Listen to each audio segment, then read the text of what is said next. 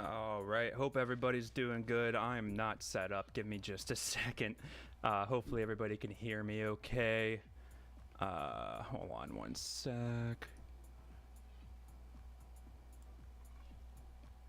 Alright, not set up at all. Let me get the actual screen set up so you guys can see what we're doing today. Hope everybody's doing well though. Humidifier non-stop, glad you can make it to a live. Printo, as always, welcome, my friend. Space Pope, welcome. 12-hour shift, oh man. Paid OT, yeah, very good. At least you're getting some overtime. 12 hours of it too. That should be pretty nice. Hopefully we can keep you entertained for a little bit. Piss Boy BOI, yeah, definitely hit the BOY or BOIS. All right, let me get this up on the screen, and let me get the music off real quick. All right, now I can hear myself think. Very good. And I believe we should have audio on the video too. All right, we are set. I hope everybody's doing good. We are doing some more just Chris Hansen non-predator stuff. I think the first time we did this, or maybe the second time we did this, we watched To Catch an ID Thief. This is like the follow-up to that. It's also like 6 parts, so we'll spend a lot of time with Chris IDing face. No, wait, what? That wasn't a sentence. We'll spend a lot of time with Chris putting a face on an ID theft. Jesus, that was rough. Addie, welcome. I'm glad you could make it. We're just getting started. I'm gonna just go ahead and throw this on. I hope everybody's doing good. As I said, I had plans tonight. I was gonna go out and do some stuff, and then I came home and I have a sick cat that is going to the vet tomorrow. So I am hanging out with the cat, watching some Dateline, watching the Dateline show, and I figured we could just do that together. So I'm gonna get it playing here. If anything sounds weird, like I said, let me know, and let's just get going. We showed you what ID thieves can do to you. Wait till you see how we turn the tables on them. Good evening and welcome to Dateline. I'm Stone Phillips. And I'm Ann Curry. Tonight, the latest in our year-long investigation into identity theft. It's a fast-growing crime that threatens everyone because police say ID thieves are difficult to stop, almost impossible to catch. So we decided to try to lure these thieves out into the open, or at least within sight of Dateline's hidden cameras. Would it work? Here's Chris Hansen. We're on the hunt for a new kind of predator. Wendy, the apparent mastermind of an international identity theft ring. So far, the search has taken us clear across the country, and tonight, it's about to take us around the world.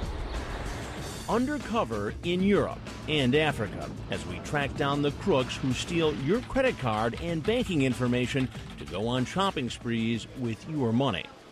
Right now, they're buying and selling personal identities. I started the search for Wendy after I saw something most Americans never see. We have her credit card number, expiration, mother's maiden name. Internet security expert Dan Clements took us on a tour inside illegal underground internet chat rooms. Social security number, date of birth, and PIN. Where we watched in amazement as computer hackers and identity thieves actually bought and sold your most personal information. They're selling logins to bank account. Barclays, Wells Fargo, HSBC, all the large banks are here to be bought and sold. So somebody could get this information, log on to somebody's account, and take their money. Drain their account. And Clements says the thieves don't need to steal your actual credit card anymore. They just need the information. So if a hacker can crack a computer at a bank or store, he can download all the data he needs to steal countless identities. A massive consumer data theft. Just last week, the company that owns the popular retail chains TJ Maxx and Marshalls disclosed that hackers may have stolen 45 million credit card records. But Clements says anyone with access to your personal information can cash in using the Internet Underground. It could be the clerk, could be the waiter in your restaurant, could be the clerk at the car rental. They have access to this information. Thousands of times a day. Millions of times a year, credit cards are maxed out, bank accounts drained with stolen identities. So Dateline set out to track down some of those thieves. We began our investigation a year ago. First step, dangle some bait. We got a major credit card issuer to help us. We made up some names, and they gave us real cards under those fake names. Next step, have Dan Clements pretend to be a crook who stole our credit cards. We watched as he offered up those cards in that high-tech den of thieves. You ready? Ready. Halfway across the country, a fraud investigator from the credit card company let us know as soon as the crooks took the bait and started using our cards. They're hitting it. The results? Astonishing. Cards maxed out in minutes. One of our bait credit cards carried the fake name Oscar Ernesto. Okay, we have a hit on Ernesto for $723.74. Wow. 1 minute, 3 seconds. The fraudulent charges were coming from almost everywhere. We had purchases in 16 different countries. Every continent except for Sorry, I had to walk away. Had to walk away for a second. Sorry, guys. Addy, he's having some like stomach issues. I'm not super worried yet, but I just want to get him in to make sure he's okay.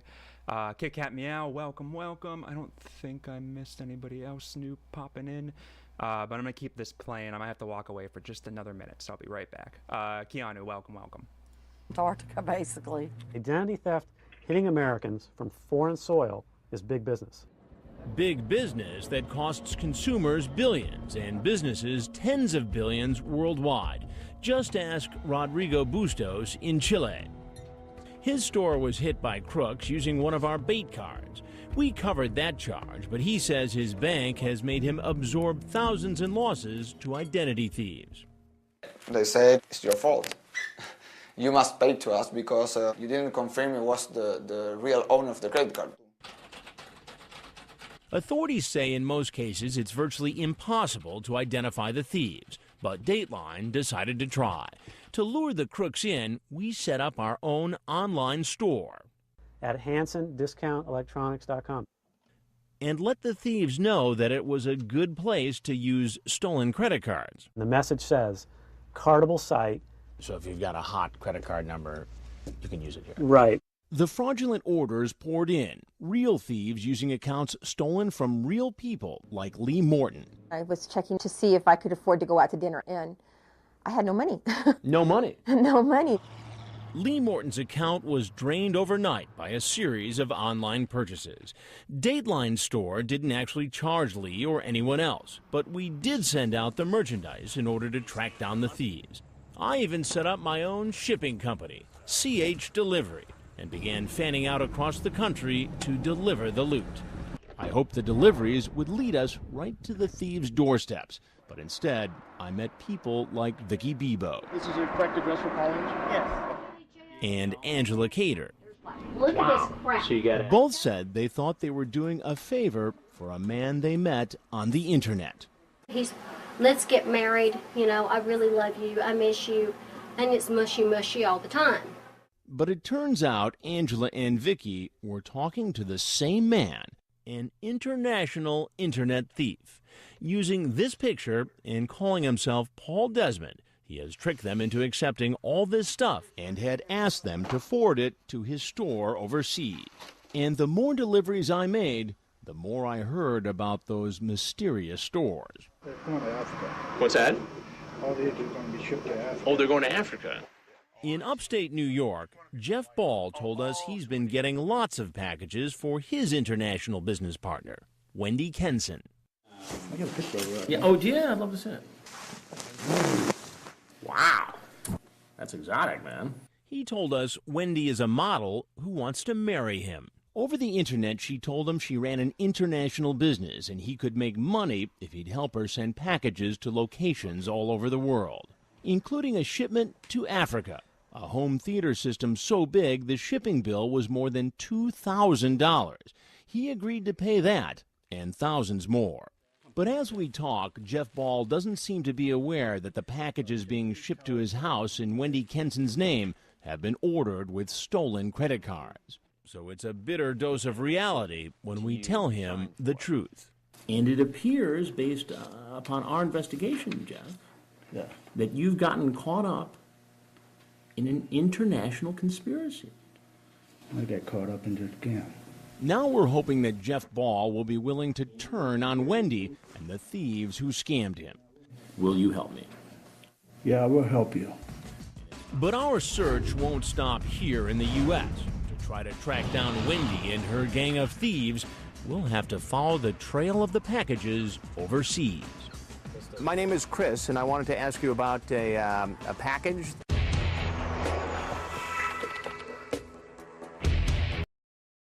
Let me go back to your inbox for a second. Jeff Ball is pouring through his records, trying to help Dateline crack an international identity theft ring. We're on the hunt for Wendy, the woman in these seductive photos who conned Jeff into shipping what turned out to be merchandise purchased with stolen credit cards, like an expensive home theater system, so big it cost more than $2,000 to ship, all the way to West Africa. We're on the trail of that home theater system because we think it might lead us to Wendy, down this dusty road in the tiny African nation of Benin. Okay, I'm back. I'm sorry, guys. Welcome, Honest. I'm glad you could make it. I think I'm caught up. Yeah, Chris is going to go, like, really undercover on this one. It should be fun. I think I'm almost done dealing with cat issues. And then we could actually hang out and stream. I'm sure nobody minds that we're just watching an episode and I'm not rambling for 20 minutes. But bear with me. I appreciate you guys. Of course, my cat starts acting up as soon as I start going live. He's good, everybody's good, but I just got to make sure he's okay. So I'm going to keep the episode going. I hope you guys enjoy. Let me know if I missed anything good. I did not see the first part. But yeah, I'm going to let it play. Benin, a former French colony. A hub back during the time of the Polynomial purebred. Welcome, welcome. Slave trade. And today, increasingly, a hub for identity thieves. Busy African markets like this is where some of the merchandise purchased with stolen American credit cards can show up. The identity thieves didn't pay a dime for the things they got, so even if they sell them cheap, they still make a huge profit. It's not an easy or a safe place for American journalists to operate. We're not sure who we can trust, don't know if the criminals have corrupted any local officials. So we proceed with caution. Which one is it? I think it's this one over here. Down this road, we find the address where Wendy told Jeff Ball to ship the home theater system. The home of a man named Mr. Chow. Chow. Yeah, Chow lives there? Yeah. Do you know him? A neighbor tells us Mr. Chow is at work. He's working port. At where? At the port? Yes. And what does he do at the port? Some people come from Nigeria, meet here to buy cars. So he buys the cars and sells them in Nigeria? Yes. Do you think it's okay? Did I hear right? Somebody was named Wendy. I walked away once again. I am good now. We're hanging out. We're all good. I'm glad everybody's here. You're never really done with cat. Dude, my cats have cost me more than, like, my car at this point. Love them to death. They're my best friends, but Jesus Christ. But yeah, so, like, the first part, not the first part of this, but, like, to catch an ID thief, we saw, like, the American side of this, and then I guess Chris got the idea of, like, you know what, we got a budget, I'm already in Africa, or he was in London or something, so they must have flown all over the fucking globe to film this random 2-part series. I guess they probably had money left over for more Predator stings, but when that got canceled, I guess there was a little bit of a budget left. Did you show this before? Or did we watch a bunch of these? Yeah, we did watch these. We didn't watch this one before, but some of the names are probably going to sound familiar because we watched the first part, the To Catch an ID Thief. This is like the follow-up, so we'll probably hear some familiar things. But I did watch the first part before the stream to make sure they weren't the same video. So this should be all new. Ever go back and ask? Yeah. Apparently, Mr. Chow is involved in the import-export business. It certainly doesn't look like he's got a theater system at his home down this alley. We were asking about a delivery, a big delivery, from DHL, the shipping company. It was a big home theater, television set. Television fi no sa o edo khwiri no sa television o yaji. She said that she didn't know. People can come back in the evening and talk to him by himself, talk to him. Bonsoir. So later that evening, we do come back. but Mr. Chow hasn't come home. Yes, Oh, Pascal, that's right. We talked earlier. Yeah. Is Mr. Chow around? Is he here? Where's Mr. Chow? Clay, welcome. Human Ham Cube, hum along if you can't sing along. That's a great nickname. Or nickname, username. Welcome, welcome. We're watching Chris put a face on an ID theft, part 2. So stick along. I also missed part 1 because I was away dealing with some shit. So if you're just joining us, you know as much as I do. No, it's not him. But I don't know when he will be back. I get Mr. Chow's cell phone number. Merci. Mr. Chow. Oui. My name is Chris, and I wanted to ask you about a package that DHL says was delivered to you in October. It was a home theater system. Did you receive that package? Mr. Chow admits he did get it. So you did actually receive the home theater system in October. But he doesn't want to say where it went. From when you received it, where did the home theater system go after it came to your house? I'm sorry, you did receive it? All right, thank you very much. Bye now. Well, he had to go. By now it's clear we're going to have a tough time finding Wendy and the thieves by tracking down a package after it's been delivered. But we want to get as close to the thieves as we can. So we decide to follow a package from the very start. I already boxed up the shoes and stuff. Back in California, Vicky Bebo has been collecting packages for her online boyfriend, Paul. But now she realizes she's been scammed too. And like Jeff Ball, Vicky has a... Keanu, I appreciate you. Thank you. Not a scam. The problem is this cat eats too much food. So if I could, if I could give you like a half a bag of food to get away from this cat, that would be doing me some favors. This cat, he weighs as much as a bowling ball. Like, he's a monster. But thank you, Keanu. You rule. Agreed to work with us to track a shipment. Paul still thinks he has her on the hook, so he's asking her to send another shipment. He's ordered this Xbox from our online store, again with a stolen credit card. And in this instant message, he tells Vicky he wants it... Kit Kat, yeah, no kidding. Like, vets are ridiculous. When I lived in a smaller town, it wasn't too bad. Of course, they never got that sick. But as soon as I moved to a city, they got just... astronomically expensive. I drive to one that's like 30 minutes away from where I live now because it's cheaper and they're a lot nicer. But yeah, those vet bills, man. I debate getting pet insurance all the time, but I know as soon as I get it, they're going to be totally fine and not have any issues, and I'm just going to be paying arm over leg. Jordan Identity says hello. Well, hello, Jordan Identity. Sent to that same small country in Africa, Benin. 2, 3, 8. State. Put a dab of a hot glue. Yeah. To help follow the package, we install sophisticated tracking devices and hide them inside. A transmitter will send out a signal and we'll hear a beeping noise on this receiver whenever the package is nearby. On the outside, we mark the box with distinctive yellow stickers.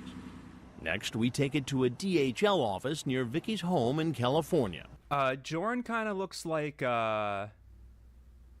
wait, what was the part that was supposed to be last name? Human Ham Cube.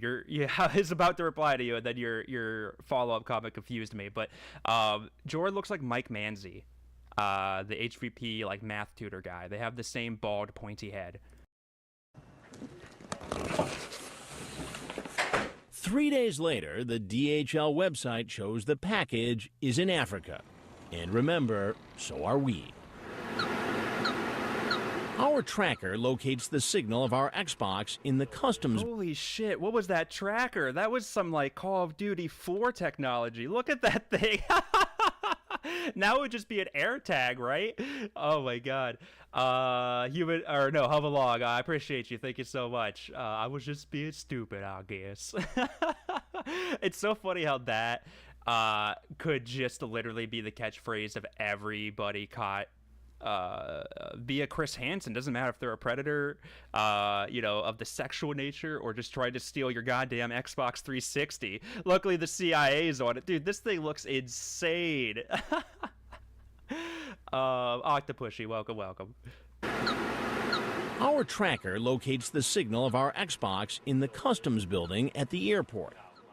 But a few hours later, the signal disappears, and the DHL website says our package has been picked up. Okay, a little bit more. Slow down. So we set off in search of our Xbox. First stop, the address where it was supposed to be delivered.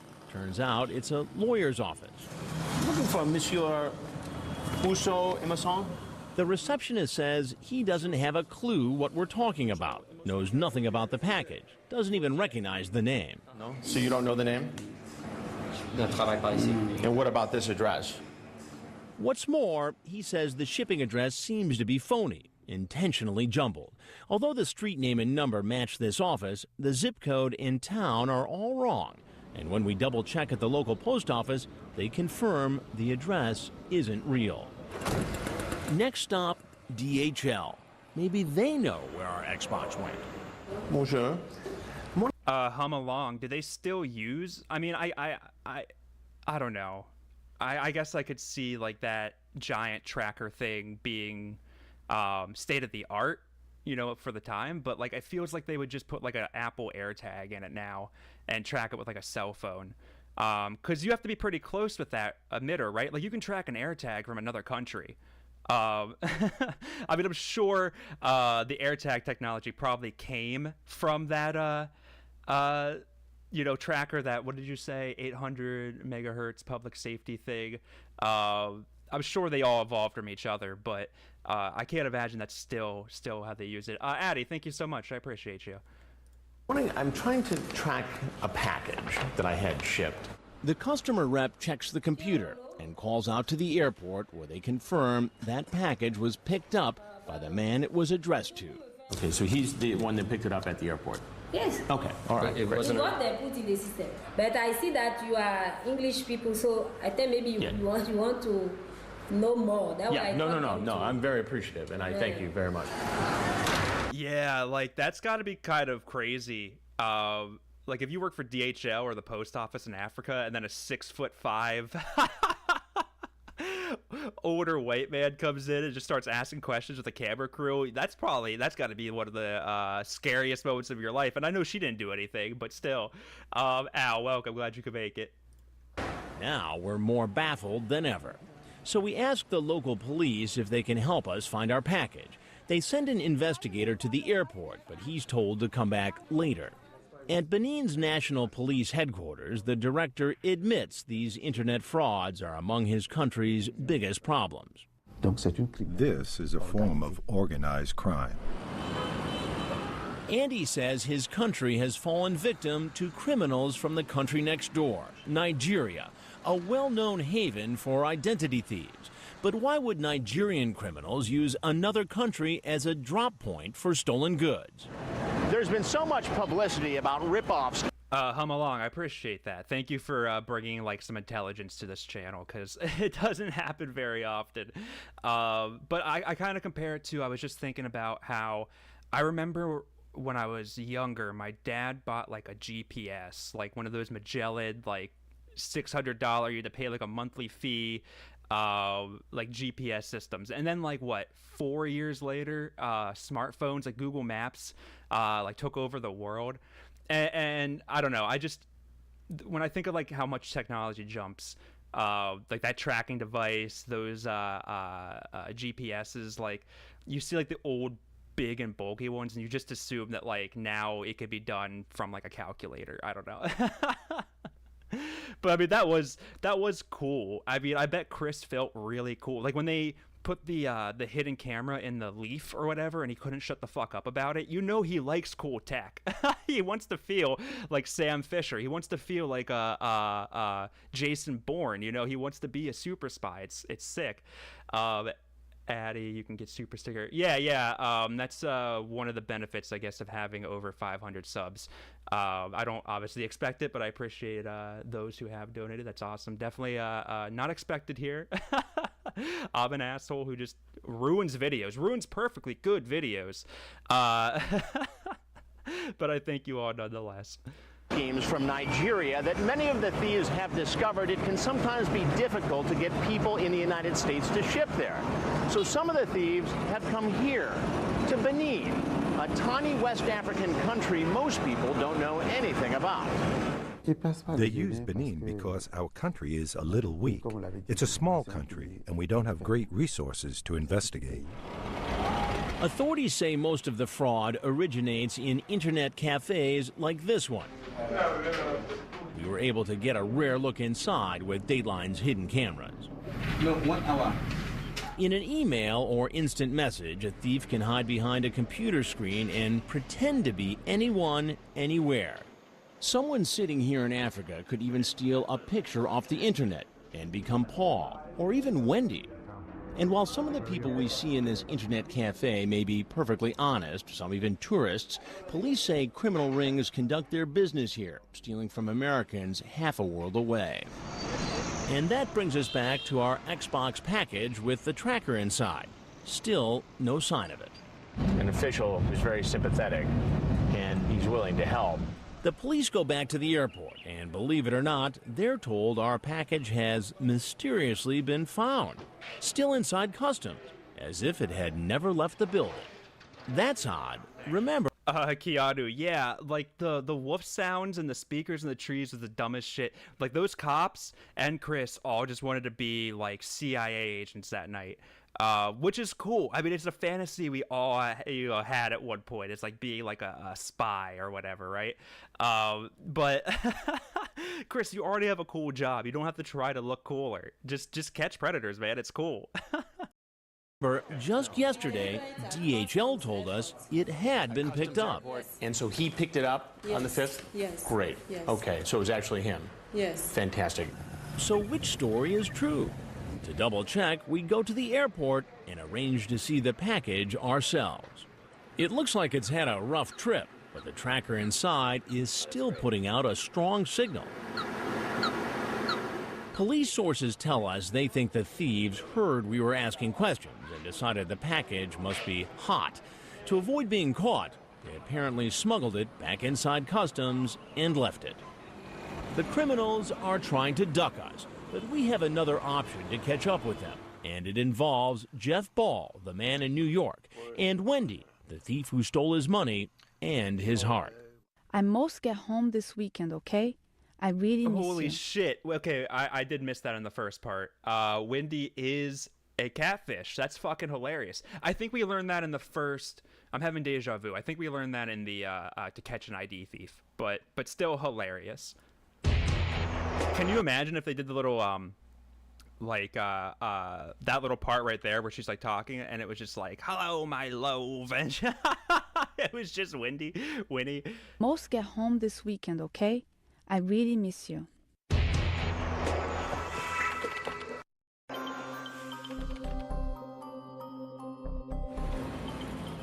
We've been all the way to Africa searching for Wendy and her international identity theft ring. Slow down. We traced packages with loot ordered by the thieves. It was a big home theater. Merchandise that seemed to disappear. And so he picked it up on the 5th? Yes. Great. Then mysteriously boomeranged back, maybe because the thieves knew we were onto them. But maybe there's another way to find Wendy and her gang of thieves. Hey, how are you today? Got some deliveries? And it involves Jeff Ball, the New York man apparently tricked into becoming a middleman by the identity theft ring. That's Wendy. We come up with the plan after we see the email history between Wendy and Jeff. It's clear whoever is sending the emails is a master scammer. My heart told me that my Prince Charming was there when you first said hello to me. Along with the love letters and those provocative pictures, Wendy cleverly mixes in pleas for help in somewhat broken English. Let me come back home this week, because that's my prayer always. In one email, Wendy says she's in Australia, but wants to come home to be with Jeff. I must get home this weekend, okay? I really miss you. But believe it or not, on her way to the airport, the unthinkable happens. Wendy says she's in an auto accident. Wendy's sick.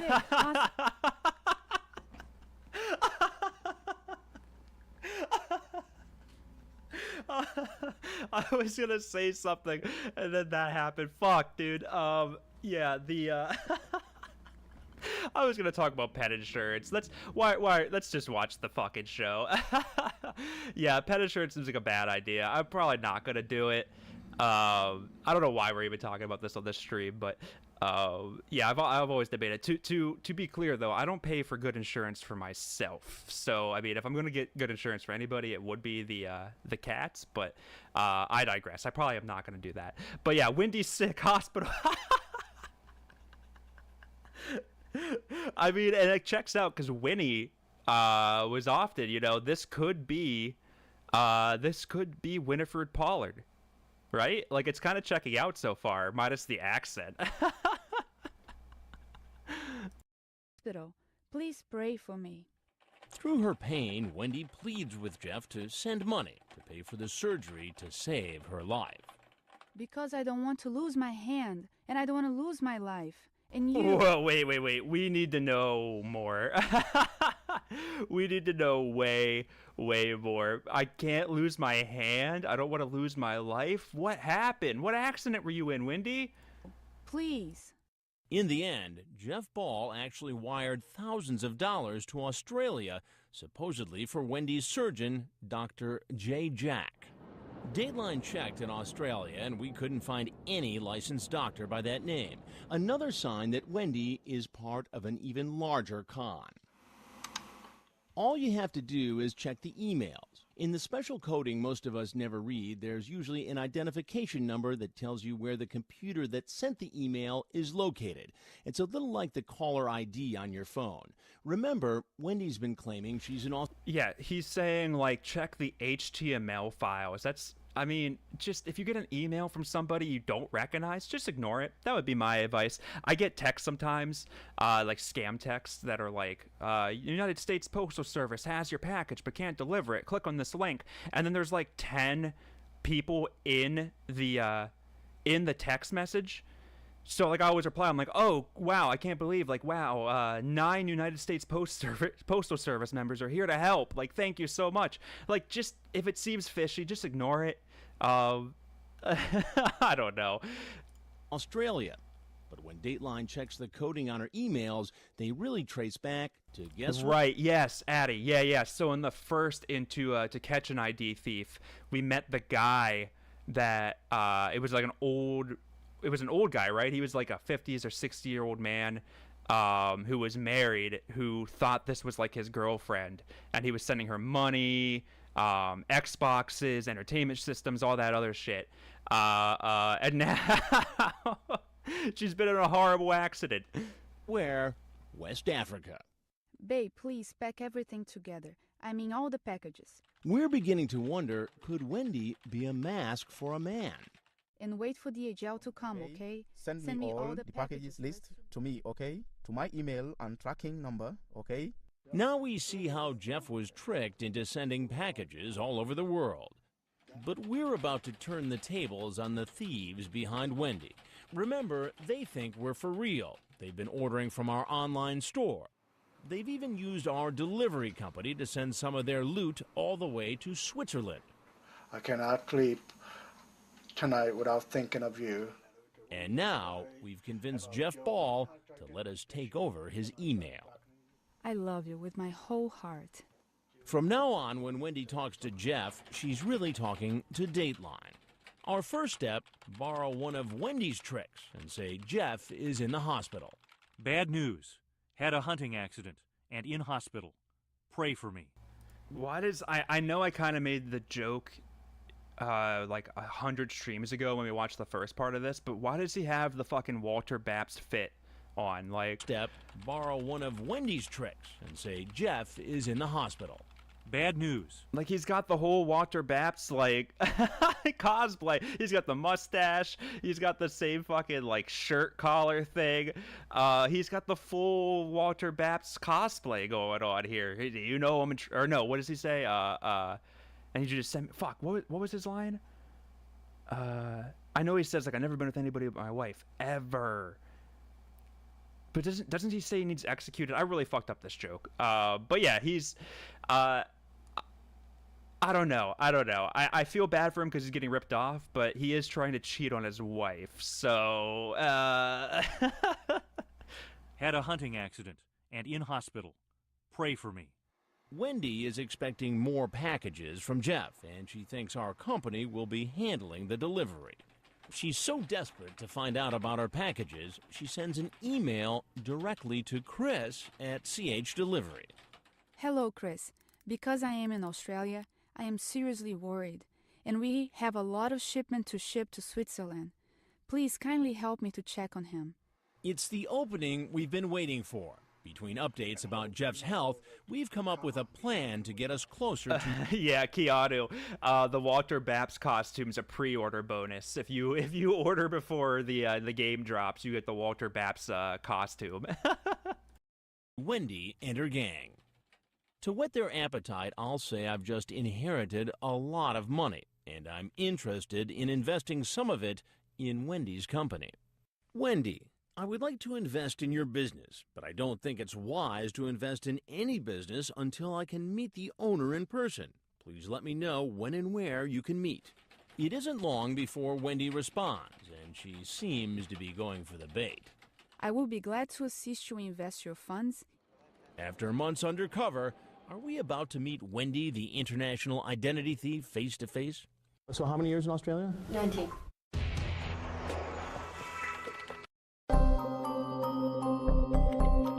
We've decided to give the identity thieves a dose of their own medicine. Our mark? Wendy Kenson, the supposed boss of an identity theft ring. For Wendy Kenson? Who conned Jeff Ball into shipping thousands of dollars in merchandise ordered with stolen credit cards. But now we're turning the tables.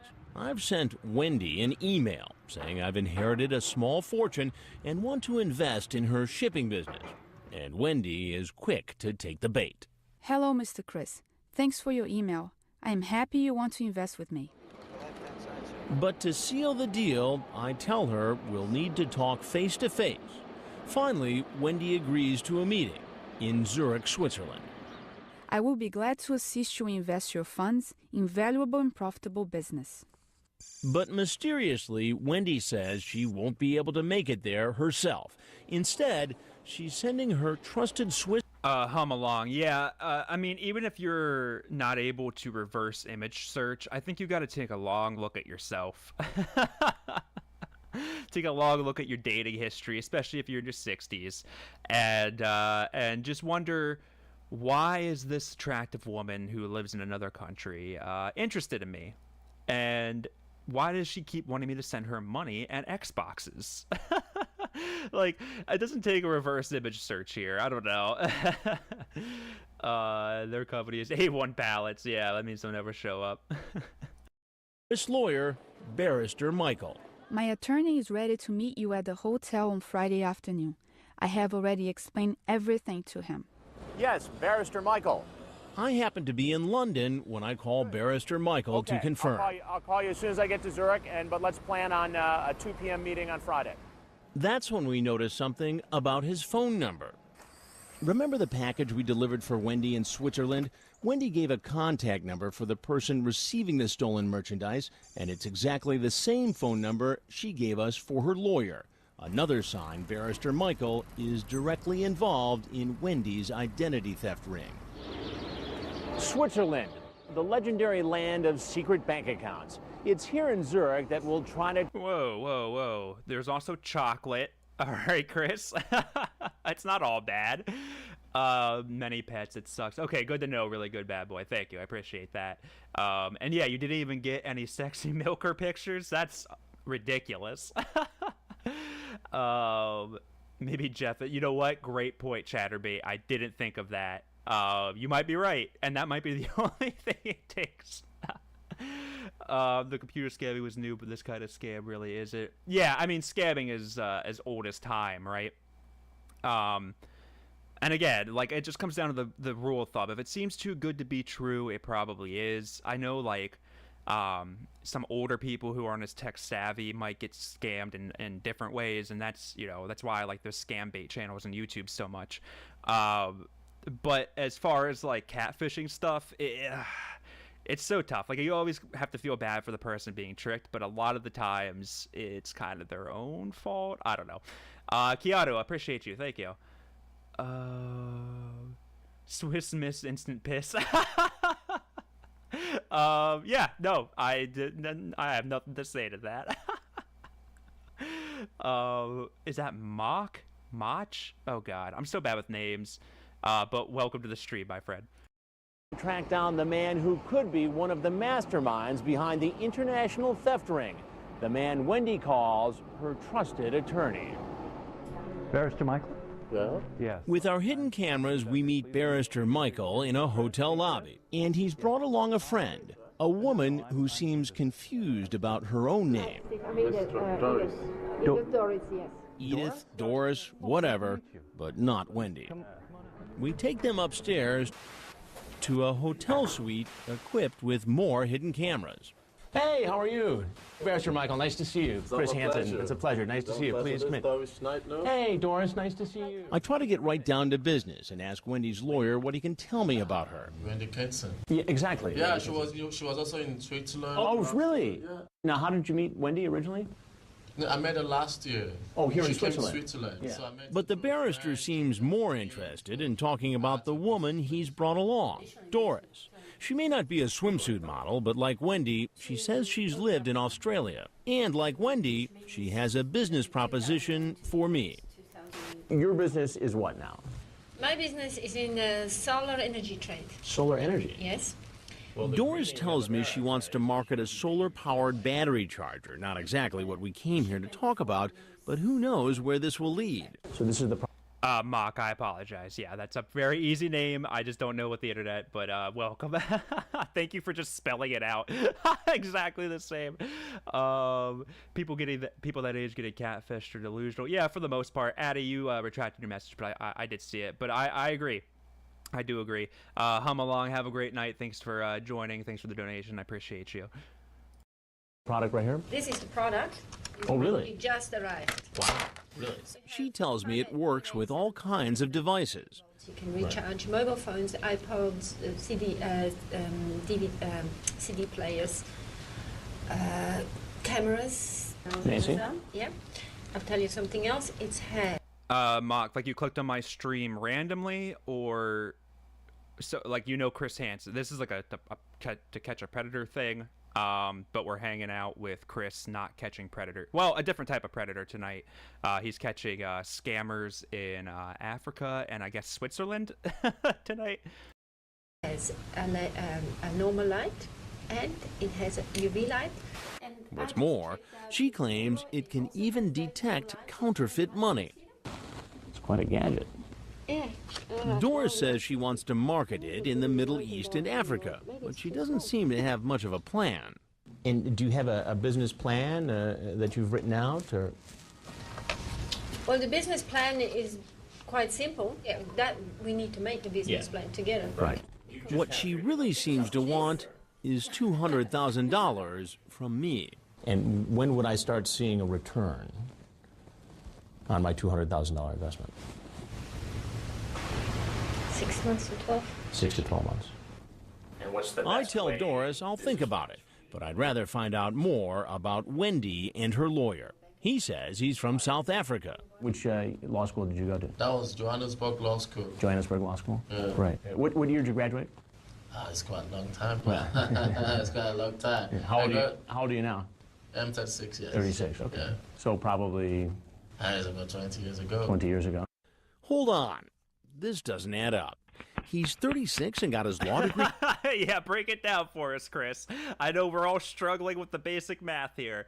You know what? I'm going to beat you to it. He graduated law school at 16. That's not unheard of, dude. Doogie Howser was a doctor at like 8. 20 years ago when he was 16? He catches himself. No, I mean, so 20 years ago, about 16 years ago, I mean. 16 years ago. Yeah. Because I started my education really I was going to say, 20 years ago, you'd have been a 16-year-old lawyer. What's going on? Who is this man?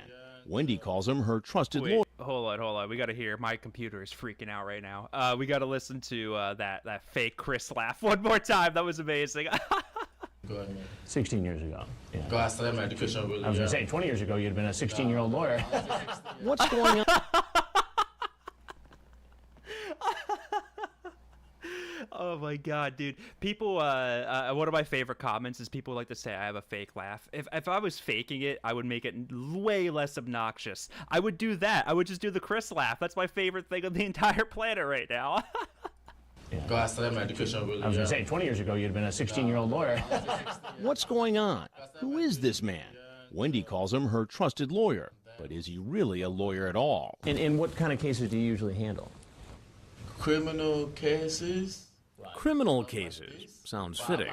But remember, we're really here to smoke out Wendy Hansen, the face of this international identity theft ring. So I push this supposed barrister.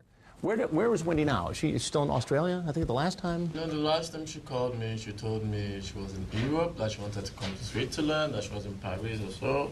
Yeah. She wanted to come to Switzerland, but then I wasn't. Not exactly a straight answer. So I pressed Barrister Michael for details of the proposed investment I'm supposed to make with Wendy. It's quite confidential. But he doesn't seem comfortable talking about Wendy when Doris is in the room. I would like to see in private pertaining to Wendy. So Barrister Michael asks Doris to leave. R.I.P. Randall, welcome. Keanu, thank you. I appreciate you. Yeah, I get the biggest bags. I'm telling you, my one cat is literally 16 pounds. That is above a beginner bowling ball. He is an absolute fucking monster. And I don't overfeed them. He's a freak of nature. So he can talk about Wendy. But thank you, Keanu. I appreciate that. Wendy's secrets with no one else around. We'll be in touch, okay? Great. Okay, thanks so much. I appreciate it. You have a fine day. Now that Doris is gone, we're hoping to get the lowdown on Wendy. And we're about to lower the boom on this identity theft gang. I think you came here to scam me out of $200,000. No.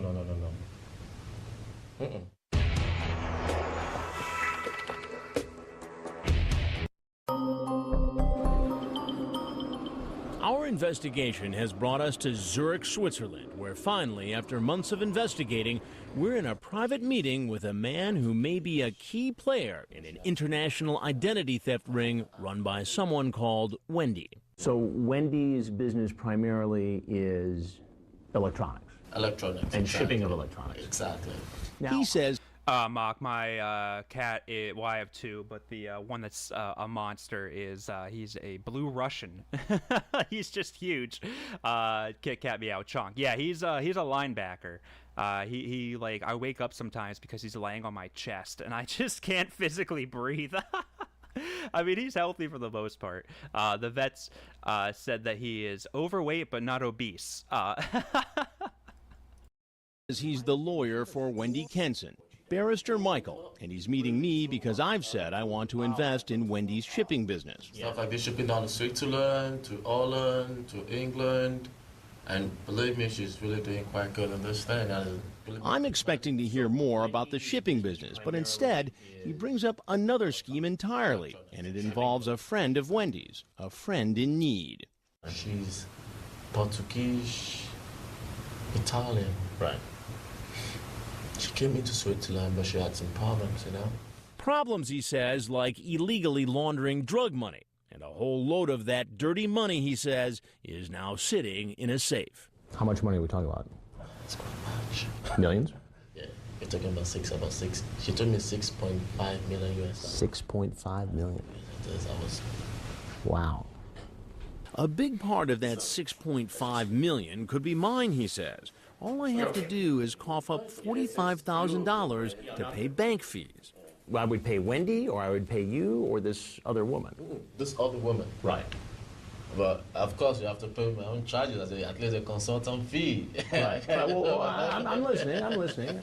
This sounds more and more like those Nigerian get-rich-quick schemes we exposed just a couple of weeks ago. Anthony, I'd like to talk to you. And that's not why we came to Zurich. Remember, I'm here to talk about Wendy's shipping business, and I want to let Barrister Michael know I'm not about to be swindled. Maybe it's time to make him sweat a little. I wanted to ask you some other questions about Wendy's business. Now, I presume you know a little bit about it, what she does in electronics. Not really too much. Wendy's lawyer now claims he doesn't know much about her shipping business, but I ask anyway. But as a I feel like that's a good lawyer. Like, I don't know if Clay's still here. He represents me. I'm into a whole bunch of shady dealings. And Clay just, he says, if I don't know, it won't hurt me. I'd rather not know. And I think that makes sense for a lawyer to not know all your shady dealings. That this checks out to me. I think if you graduate at 16, I mean, you're a great lawyer. So he's just doing his job. Mister, can I just ask your advice on something? I show him some of the orders to Wendy that were placed with stolen credit cards. Here again. Wait, let me show you this one. Here, okay. This woman said she didn't know anything about Wendy Hansen, never met her. Addie, I was also 17 when I graduated, and I know that we have the same birthday, right? So that doesn't count. Didn't know anything about it, but her card was used illegally to purchase this. What about that? It's funny. It's funny, huh? No. I explain that time after time, we found people who told us they never approved electronics orders for Wendy. Remember Lee Morton? You know anybody named Wendy Hansen? No. So as a barrister, what does that say to you? How would you advise me on this? Yeah, it's I wouldn't know. I don't really know much. Right. But this looks... But you call these people... Right, and they said, we didn't charge it. Our card was used illegally. Somebody got a hold of our card number and used it. There must be something funny about it. Now, even her lawyer admits there might be something funny about Wendy's business. And suddenly, Barrister Michael acts as if he barely knows Wendy at all. Well, what does that say about Wendy? Well, as I said earlier, I knew her when she came to Dateline. She has to introduce this lady to me. Right. How many times do you figure you talked on the phone or? She called me some few months ago when she was telling me she's somewhere in Europe. And what about those eye-catching photos Wendy sends, supposedly of herself? Barrister Michael acts as if he's never seen them. Now, I want you to take a look at this. Do you recognize her? She has a black hair. But do you recognize the woman in that photo? No. That is Wendy. But she has a black hair. But that's not the Wendy you know. No? No. This is getting stranger by the minute. Not only does Wendy's so-called lawyer claim not to know about her identity theft operation, now he doesn't even recognize Wendy. It's time to put an end to this charade. I think it would be a good time for you to tell me the truth.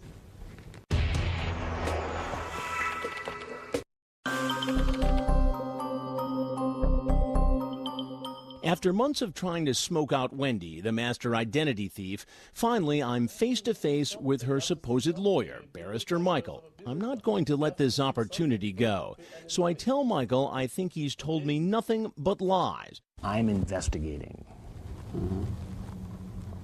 an extensive international credit card fraud and identity theft ring. You have now surfaced in this operation. I think it would be a good time for you to tell me the truth about why you came here today. But that was what...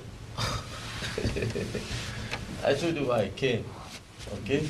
I know, but I want the truth this time. No, that's the truth. You can call her. This whole thing is falling apart here. No, because I don't understand. Oh, this. I told you if I would know her, I would tell you this is the one. I already told you what she told me. Let me tell you a few things. Huh? Number one, I don't think there's really a Wendy. Number two, I don't think you're really a barrister. And number three, I think you came here to scam me out of $200,000. No. But I tell him I'm not buying into his get-rich-quick scheme he claimed would make me millions of dollars. I don't think there's 6.5 million sitting at a security company in London? See, the fact is, I have to be open to you. That was what she wrote me on the mail. So you didn't check it out? No, to be serious. Are you actually a barrister? To be serious. I have to tell you the truth. Are you actually a I'm barrister? not a barrister. Then you lied to me. Yeah, of course I lied, but that was what she told me. She wrote me. I have to So now it's Wendy's fault. So you lied about being a barrister because a woman who doesn't exist told you to lie? Michael.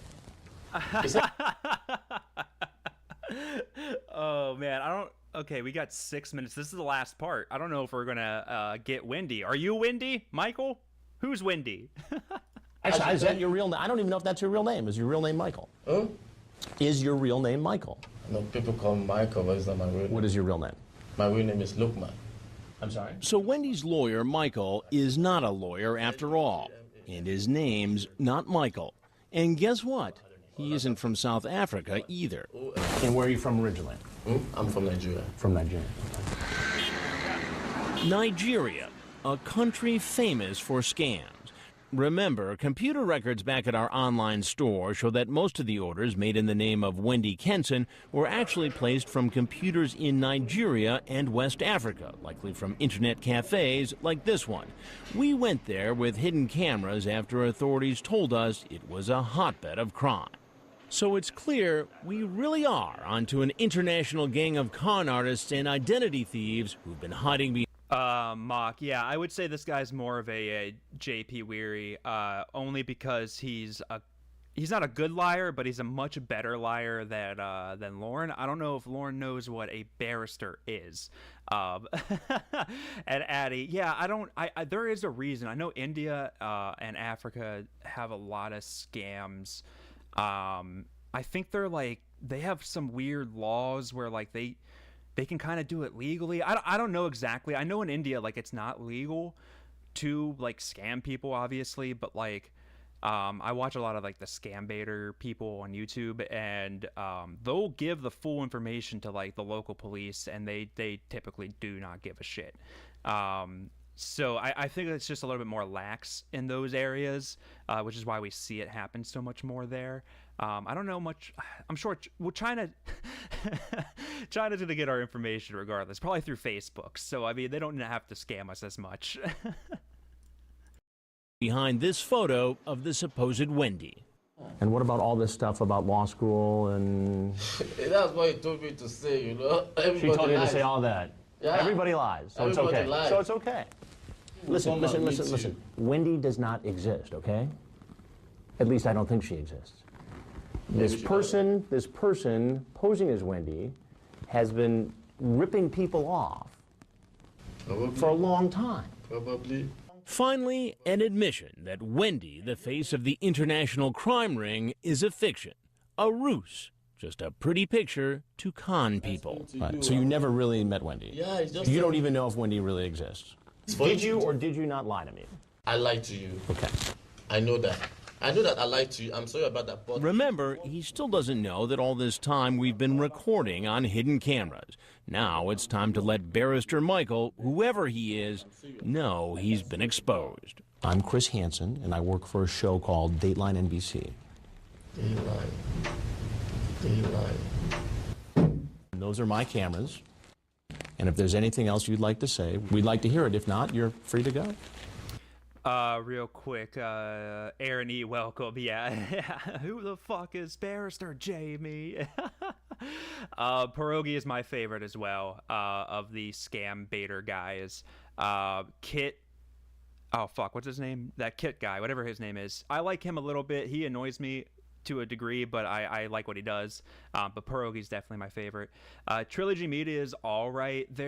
I like them, but they're way more of I feel like I'm watching a YouTube channel, if that makes sense. It feels way more produced, which is fine. What they do is good, so that's fine.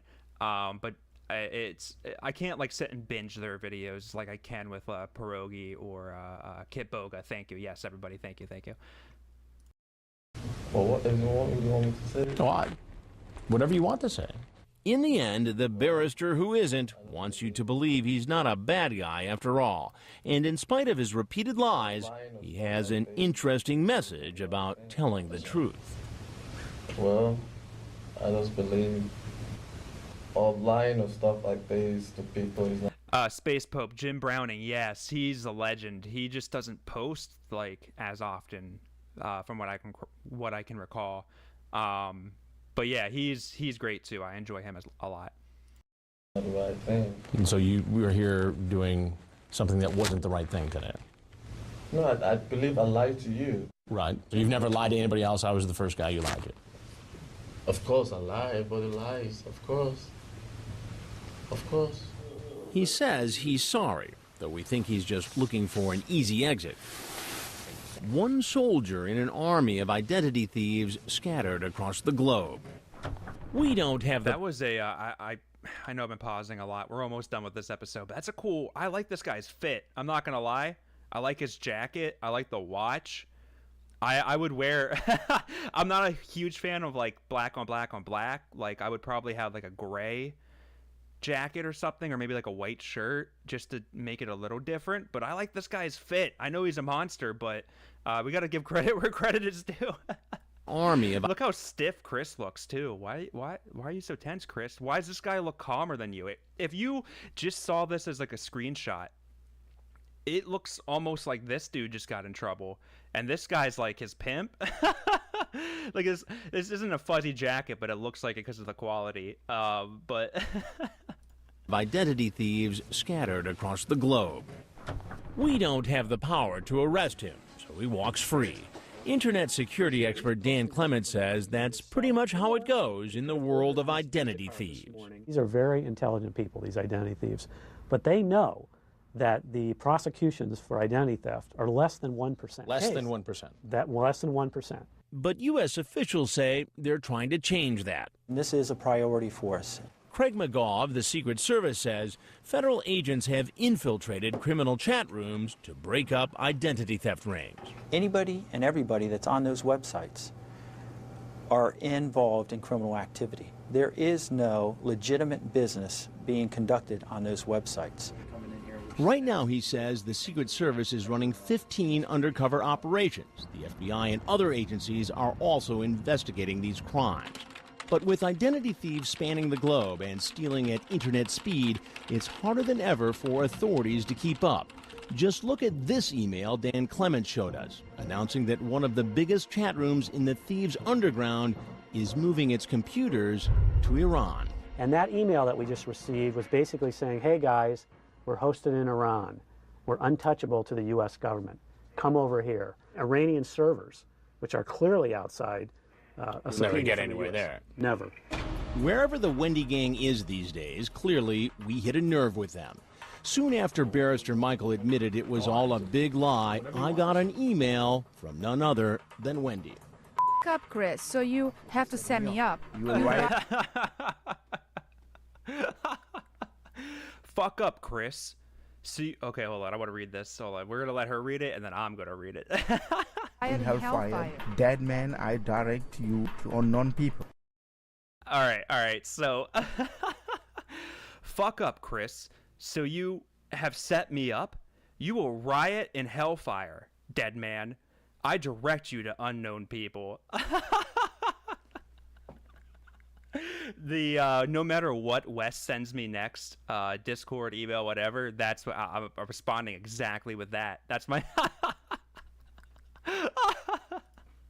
As for Wendy herself, looks like she really is just a pretty picture the thieves used as part of their con.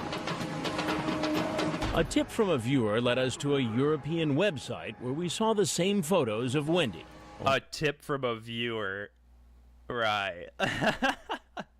Chris was perusing a European website one night. He's like, wait a minute. This looks like a girl that I know. Only here, she's known as Angel. Our investigation may have forced the thieves to shut down the Wendy operation, but there's no way they're out of business. In the internet underworld, it's easy to set up shop under a brand new name with a brand new face. In fact, they're probably prowling those thieves' chat rooms right now. So, how do you protect yourself? Well, you can start by checking your accounts more often. Yeah, now that we've scared you for the last 55 minutes, let Ann Curry tell you what you can do to protect yourself. Yeah, they devote 20, I guess about 30 seconds to that cause. All right, I got at least one more I want to play. Let me put that screen up real quick and get this one going. This one's kind of short, so we might play another one after it, but I saw the title and I'm curious what it's about. It looks like it's like 20 minutes long, so 3 parts. Let me get that going real quick. Oh, Ann, relax. All right, let me get that. And oh, okay. Look how excited she is. Ann, you're on. Boom. All right, let's this is online job application internet scams. So I think that's just gonna be fake job postings, I guess. I'm not sure. I'm interested to see. Let's keep going. Good evening and welcome to Dateline. I'm Ann Curry. For months now. Oh, this is the one that we ended the one stream with, where she gets she gets like a bad voice crack. I forgot about that, and I rewatched this like 4 times. We'll only do it once. But I actually haven't had a voice crack yet. That will happen at some point. But yeah, we get to hear a professional. Ann, take a sick day. Drink some tea. It's okay. Good evening and welcome to Dateline. I'm Ann Curry. For months now. I feel bad. She sounds sick. I know I keep focusing on this. This is what you... This is what we do. You know, Nathaniel had a whole channel devoted to this, but it was Lauren. I'm doing Ann. But she sounds hoarse. I feel bad. Like, take the night off, Ann. You've done enough. This isn't even your story. You're just hanging out. Although this is only 20 minutes, so maybe she did have like a big segment in this episode of Dateline. Maybe that's why she came in that day. You are a trooper, Ann. Thank you for your service. You and Stone. Good evening and welcome to Dateline. I'm Ann Curry. For months now, many Americans have watched helplessly as their jobs and bank accounts have vanished. And too many are falling prey to scam artists who promise easy money in these desperate times. Well, Chris Hansen now investigates how to help you steer clear of these dangers that could trigger even greater financial disaster. Chris? Thanks, Ann. We've investigated a number of scams where you feel badly for the victims, but you kind of wonder, didn't they see this coming? Well, when you see this, you may instead think, gosh, that could have been me. The scam is smooth, complex, and given these tough times, devastating to the people it ensnares. Another major sell-off on Wall Street. The headlines seem to get worse every day. The Dow was down to 1997 levels. The economy in a nosedive. We have lost 3.6 million jobs in this country. Unemployment at record highs. First-time claims for jobless benefits surged by 7%. And in the middle of it all, internet criminals are now targeting people desperate to find jobs. Officials warn the scam is spreading nationwide. One day. Often with devastating consequences for honest, hardworking families. I'll give you a pair of sunglasses. Carol Browning is a single mom, raising a son, a daughter, and a granddaughter. She has a full-time job, a house in a nice neighborhood, but now she's at risk of losing it all. Yeah, Addie, I never know. I was told that some of these took place after To Catch a Predator ended, and I feel like maybe the 20-minute long ones, the shorter ones, might be pre or during TCAP. It's so hard to tell. I don't have any dates on these. I mean, I've done no research, but I don't know how many of these like random non-TCAP stings are post or pre To Catch a Predator. I'm not sure. It's always interesting. The quality is also usually pretty bad on these, so he might be 45 years old and we just can't tell. Which 45 is not old. just throw that out there, but he might appear younger than he actually is. Okay. Not to let him see what I'm going through or see me crying or worrying about it, but that's got to be stressful. It is. Carol got caught up in one of the biggest scams sweeping the country. As you listen to her story step by step, ask yourself, would you have done anything differently? It all began just before Christmas when Carol was searching online for ways to make some extra money. She spotted an ad for what sounded like a perfect part-time job. And they were saying, do you like shopping? Be a mystery shopper. Do you like shopping? Yeah. Mystery shoppers are paid by retailers to test whether sales staffs are polite and helpful. Okay, thank you. So Carol signed up online and before long got this letter with instructions. It all looked legit. A company name, Mystery Shoppers PLC, an address in New York City, even a toll-free number she had to call for training before she could start. Her assignment? Shop at a local Walmart to test how helpful the staff is. Then, evaluate the service at Western Union by wiring money to another mystery shopper in a different state. The amount to transfer? Just over $3,000. The company told Carol she didn't have to worry about the money. They'd send a check, enough to cover her shopping trip to Walmart, that big Western Union transfer, and her pay for doing the job. In all, a check for $3,000. Mock, that would make me, like, you have to have a better life, right? I mean, you're here, so you already have a better life, Lord. When I watch, like, Takedown and stuff that's, like, more current, and I see people who are younger than me or a couple years older than me, I just really compare myself to them and realize that, you know what? It's not so bad. You might be Piss Hansen, but at least you're not them. At least you're not Hunter. Or there was a couple other Takedown guys who were like way younger than me. Hunter's the one that stands out for some reason. I think Darnell might have been like my age. I don't know. But yeah, I compare myself immediately. I'm like, oh shit. Well, at least you know what? You know, work might suck, but at least I'm not here. $1,850. Did you wonder for a minute, maybe, could this be too good to be true? I did. Carol got the check all right, but she was cautious. So before she did anything else, she says she took the check to a teller at her local bank. She ran it, and she told me, yeah. Good to go. It's good. You can get access to your money tomorrow. And I said, you sure? She said, yeah. I said, not a 7-day hold on it. She said, no, it's clear. Thinking things were on the up and up, Carol followed the instructions. She deposited the check, withdrew the money from her account, went to Western Union, and wired $3,100 to a company contact in Kansas. Everything seemed fine until a week later when Carol says she tried to fill up with gas. Her debit card linked to her... Welcome, Duchess. We're just hanging out. We're watching some non-tcap, non-predator...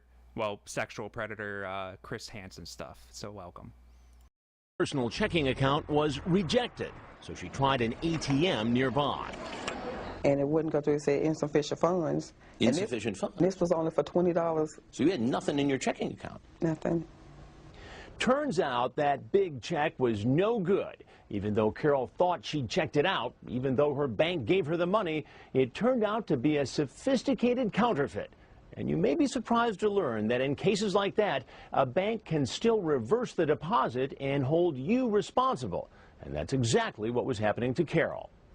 Pulled the account up and told me that I was overdrawn $3,500 and some dollars. And I said, what? That's a lot of money. My life just turned upside down because, I mean, I couldn't do nothing but cry.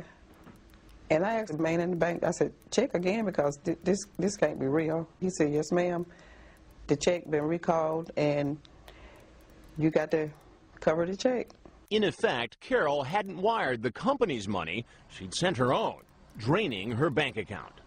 And the bad news got even worse. The bank said the regular checks Carol had already written for her mortgage, her car, her utilities, all were bouncing. What's more, when her weekly paycheck from her regular job was direct deposited in her account, the bank seized it to help pay off the debt. I was just devastated. I was just trying to figure out what am I going to do? How am I going to come up with this? What did you do when you got home that night? I got some of my jewelry, my rings and bracelets. I took them to the pawn shop and I pawned them.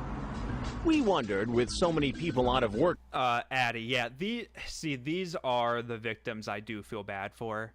I still see fake job postings I'm in like a hiring position in my job. Like management position. Nothing to brag about. It sucks, but we post ads all the time, and I see so many fake ones, and the jobs are tough to come by now, and everybody needs money, and it's tough. And obviously, yeah, if your job asks you to give them money, tell them to pound dirt, kick rocks, pound sand. I don't think it's pound dirt. It depends where you live, I guess. I don't live by sand. But these people, I have a feeling all three parts of this, I'm going to feel bad for the victims. I don't know. We'll see. Nowadays, how many cases like Carol's are out there? How much money is being stolen? And who's behind the job scams that are cheating Americans looking for honest work? Join us as we go online and undercover, applying for jobs, and taking you inside the scams. Hello, mister. Just take a minute. Go send me money, okay? Coming up, a single mom who thought she found a great job online, a payroll clerk. When you print these checks, did they look real? Yes, they do. I have one in your name. Would you like to see it? When Promises continues. We're on the trail of thieves using legitimate websites to cheat Americans desperately searching for jobs in an ailing economy. The scam? Pretend you're a real company, advertise jobs online, then send the new hires big checks and give them a reason to send some of the money back by Western Union. What the victims don't know is they are actually transferring their own money to the thieves, because those checks they've deposited into their accounts may look real, but they're really fakes. And when those counterfeit checks bounce, innocent people like Carol Browning, who thought she just landed a real job, are left holding the bag for thousands of dollars. It just turned my life upside down. So who are the crooks? And how do they wind up with the cash? Thanks for the opportunity to work for your business. I'm looking With the help of volunteers, Dateline starts applying. Joe, yeah. Before you even start the business, make sure you get like 500 business cards printed. Leave a couple at the shop. And then when you have to get more printed, you'll probably get a discount. But do all that before you even start the business. That's the important part. Applying for fake work-at-home jobs. We go to well-known websites all across the country, including MySpace Jobs, Simply Hired, and Job Planet. And we discover the scammers placing fake ads, stealing the names of real companies to look legitimate, pretending to be companies like Genentech, a cutting-edge biotech firm, Staples, the office supply powerhouse, even Goldman Sachs, the Wall Street giant. Sounds very prestigious. Before long, we're hired by some of the fake companies. Ew, hold on. What was that? Sounds very prestigious. Sounded like fucking... That sounded like Winnie. What the fuck? Do all catfish just sound like Winnie to me?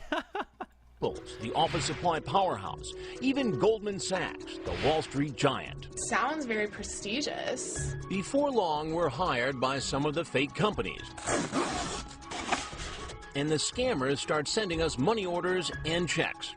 If you've recently received But phone calls to the real companies confirm the checks are counterfeit. The check is fraudulent and will not be able to clear our bank. So where are the counterfeits coming from? Slothcat, welcome. Glad you could take a break from animating to hang out for a little bit.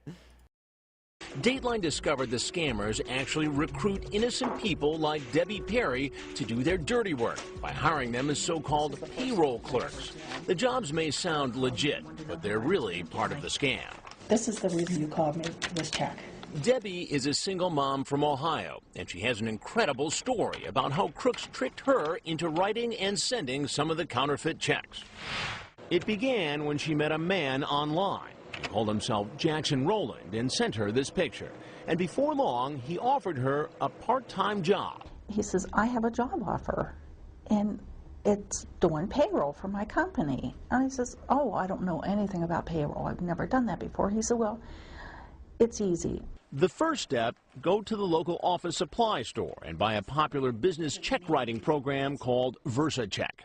And then you get a VersaCheck printer.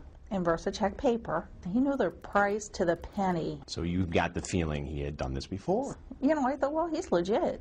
Debbie already had a regular job, but this was a chance to earn extra money in her spare time to put her son through college. So every week her just check. Don't worry, everybody. VersaCheck still exists. So their website looks like it hasn't been updated since 1999. I don't know if I clicked on the right one, but they're still around. Online boss would send her a payroll list with the names of people who were supposed to get what she thought were legitimate checks. Now I'm going to enter the routing number. So let me get this straight. He would give you the routing numbers and the account numbers. The routing number, the account number, the bank name. And what about the signature? He emailed it to me. Debbie showed us how the check writing program lets you take a copy of a signature and insert it right on the check. You attach that to the check program, and it comes out like that. And when you print these checks, did they look real? Yes, they do. I have one in your name. Would you like to see it? I would. In my name. Yes, I printed one for you. Chris Hansen, $5,000. These look really real. They look like a real check, and they even have the watermark on them. That's amazing. And in the beginning, you thought this was legitimate. Oh, yeah, I thought it was legitimate because he had the signature and everything. So Debbie began sending the checks out by FedEx and UPS all across the country, not knowing they were headed to people who were targets of the scam. How many checks do you figure? Okay, I had to walk away for a minute, but nobody made the joke while I was gone, so I got to do it real quick. Do you think Chris's eyes lit up right there? He's like, you can write fake checks with my name on them. Just kidding. We like Chris on this channel. He's won me over with Takedown. We're good. Laura, welcome to the stream. We're just hanging out. But yeah, nobody made the joke while I was gone. Come on, guys. What did you send? Probably about 500 or 600. 500 or 600? Mm-hmm. Did you keep those receipts? I have them all. Can I see? Mm-hmm. Right here. Oh. This is how many I sent. Wow. That's nothing. Wow. And how long did this go on? And these are all fake, huh? Look, young Chris. Oh man, he does look. Does he look young? Yeah, he does. I don't know. Does it say? I'm sorry. We're online job scams. I'll give this a thumbs up so we don't look too bad. Okay. No, I have no idea. I don't know when this took place. He does look much younger though. I have to guess. This is during TCAP. If I had to put money on it. And how long did this go on? That went on for a couple months before I realized what was going on. Looking back, Debbie says she feels guilty she didn't figure it out earlier, but she finally got suspicious and quit. But not before the scammer, who calls himself Jackson Rowland, had tricked her into sending out the same sort of counterfeit checks that fooled Carol Browning and thousands of other people looking for jobs. And where is the scammer? Dateline showed Debbie how to trace his emails. In Nigeria.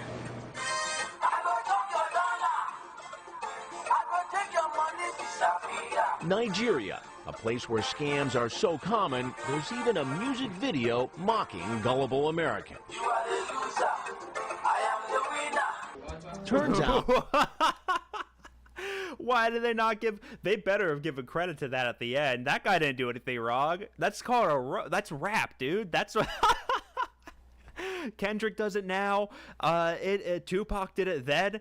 This guy's just roasting us. We're the Biggie. We're the Drake in this situation. Take our L, dude. Like, it's okay. I want to watch that music video. I'm gonna try to have to find that while this plays. We're almost through this too. I put a poll up. There's only like one more part after this. This is pretty short. So we could do a lesser-known predator interrogation. I'm just going to pick one at random that's not like 2 hours long. Or we could watch another one of these, Chris, non-predator, whatever. Okay.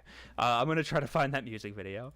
Thieves from Nigeria, likely operating out of an internet cafe like this one, had turned Debbie Perry into an unwitting puppet.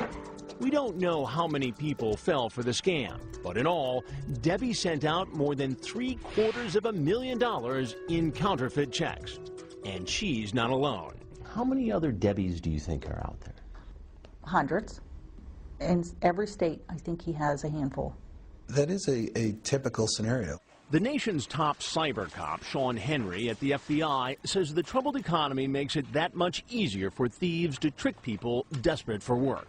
It sounds like these overseas scammers have to have, obviously, these puppets here in the United States to carry out their schemes.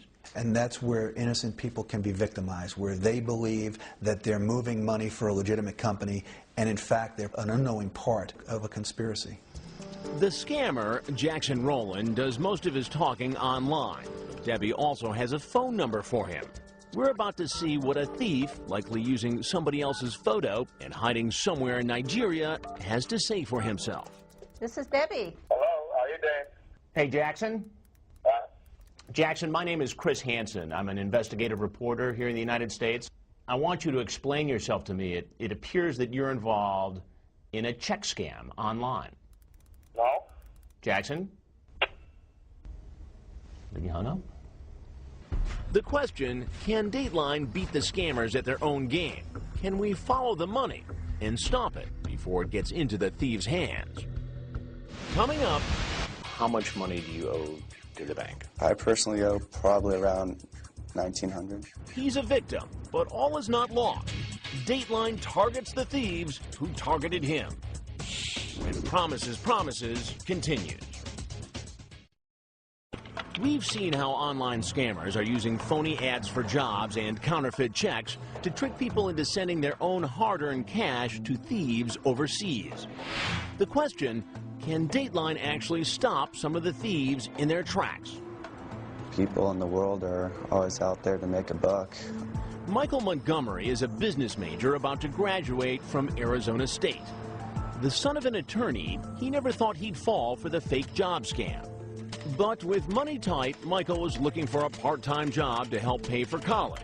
So he posted his resume on Yahoo Hot Jobs in Phoenix. Before long, he got this email offering what sounded like a perfect job he could do from home with a big-time outfit, Compact Computers. I knew of Compact Computers. I knew they were an actual company, so I thought it was legit. After an online interview with the personnel manager, a man named Scott Nash, Michael was hired to be kind of an online accountant, someone who would help enter data to help Compact keep track of its books. He was told to set up a personal checking account at a Wells Fargo bank. That way, the company could direct deposit his pay and even transfer money to cover his expenses. I wasn't using any of my own money, so I was like, it's not going to hurt me, so... What's the problem? Exactly. Instead of sending him one of those counterfeit checks, the scammers had an even more ingenious plan. They were telling Michael they had transferred $1,900 directly into his bank account. He was supposed to use some of it for expenses, but was told to forward most of the money by Western Union to a supposed computer supplier who would send him equipment he'd need for the job. Sure enough, when Michael goes to the bank, the money's there, just like the company promised. So he withdraws it, goes to Western Union, and wires away more than $1,700 cash. Turns out Michael had just fallen for a frightening new version of the job scam. He just helped rob someone else's bank account. How did it happen? The thieves had hacked into another account at the same bank. They transferred the stolen money electronically into Michael's account. And to get their hands on the cash, they tricked him into sending it to them by Western Union. Michael had become what authorities call a money mule. Basically laundering money through my account online. But it gets worse. When the bank discovered the fraudulent transfer, they reversed it and demanded that Michael pay the money back just like they would with a counterfeit check. So as we sit here now, how much money do you owe to the bank? I personally owe probably around $1,900. That's it. Michael thought his money was long gone. A college student looking for an honest job left holding the bag for a gang of thieves. What Michael didn't know was that Dateline had been working for months trying to track down where money like his was going. In fact, when we answered online ads, we ended up with the same fake job, even the same fake boss as Michael did. The scammer told us to wire the money to a woman in North Carolina. Her name is Linda Meredith. We'll be getting at least 3 or 4 transactions daily. She thought she just landed a real job as a so-called transfer agent for a big company. But Dateline told Linda we thought it was a scam. And when we spotted the name of her online boss, the same Scott Nash, we knew we were on the right trail. It says transaction set. We were watching as the scammer gave Linda one of her first assignments: pick up money, then forward it overseas to an address in, well, you guessed it, Nigeria. But you'll never guess who the money was coming from. Michael Montgomery. That's right. Dateline had been there behind the scenes with Linda the day the scammers originally tricked college student Michael Montgomery into wiring money. Now the same... Dude, Michael Montgomery has reverse Lauren luck. Like, he's the luckiest man on the planet. I mean, obviously he got scammed, but he got scammed as Dateline was watching. What are the odds of that? I don't know if I said hi to you, but welcome, Honest, if I haven't. Scammers were sending Linda to Western Union to pick up that money and forward it to them. The last key step in the money trail. Thank you very much. Linda picks up the money all right, more than $1,700. But instead of forwarding the money to Nigeria, Linda starts asking her boss some questions. And I need to make sure that it is not a scam before I forward the money. Linda, why are you asking those questions? Why are you asking those questions? When Linda refuses to send them... Holy shit. This is almost over, I think, too. Are we going to get a conclusion of this? But that guy was pissed. That was like drunk Lauren. Holy shit. I need to make sure that it is not a scam before I forward the money. Linda, why are you asking those questions? Why are you asking those questions? When Linda refuses to send the money, it sets off a flurry of angry emails and phone calls from the thieves. Make sure you send the money today, or else I'll have the cops owe you. Ironically, the scammers accused Linda of stealing their money. They even threatened to call the FBI. Do you want to make away with the company's money?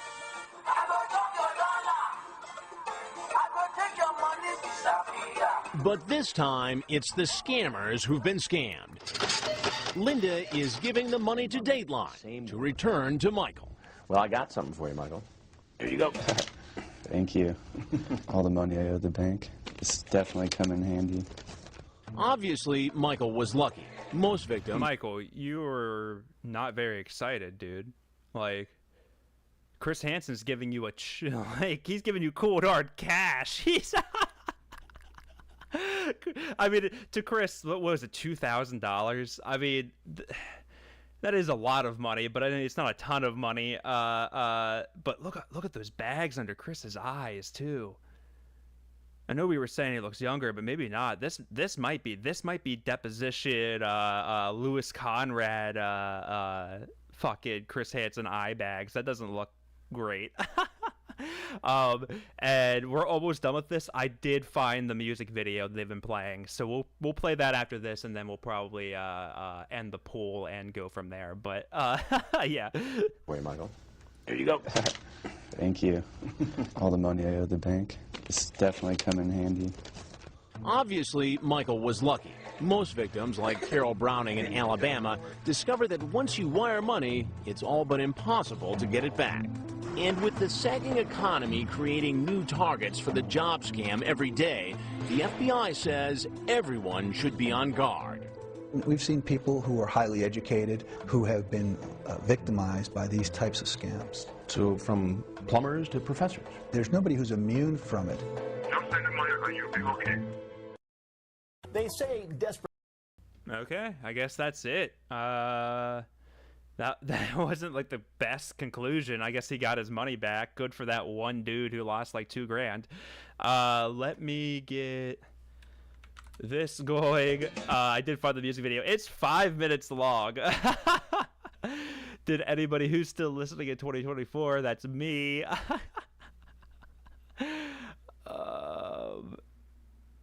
Nobody is dropping the NBC. All right, well, everybody go to this video. Tell them Piss Hansen sent you.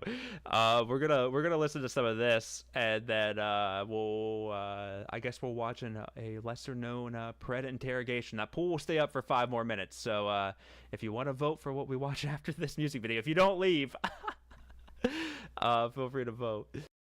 Oh, you bum man, I go drop your dollar. I go take your money, disappear. 419 is just a game. You are the loser, I am the winner. The refinery, now me get down. The contract, now you I go give am. But you go pay me some more money, make I bring am. You be the mugu, I be the master. Now me be the master. Oh.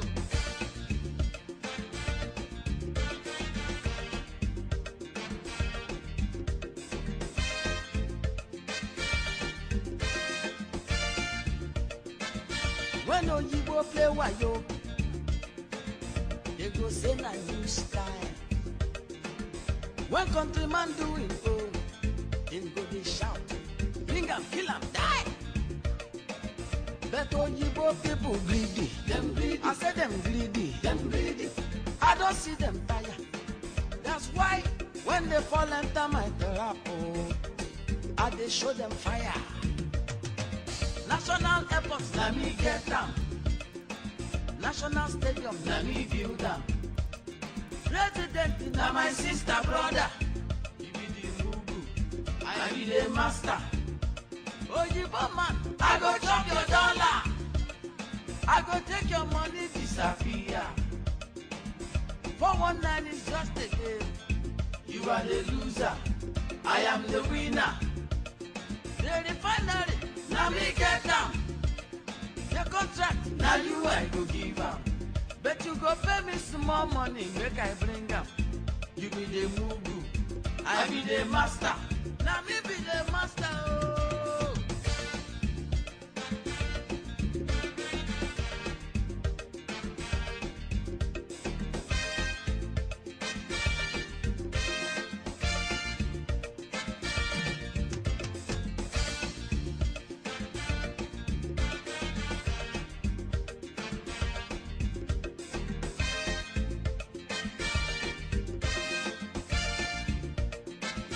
I don't suffer, no be small. Upon say I get sense. Poverty no good at all, oh. Now him make I join this business. 419 no be thief. It's just a game. Everybody they play am. If anybody follow me, ah, my brother, I go chop am. National airports, let me get them. National stadium, let me build them. President, now my sister, brother. You be the mugu, I be the master. Oyibo man, I go chop your dollar. I go take your money, disappear. 419 is just a game. You are the loser, I am the winner. The refinery, now me get down. The contract, now you I go give am. But you go pay me some more money, make I bring am. You be the mugu, I be the master. Now me be the master. Oh.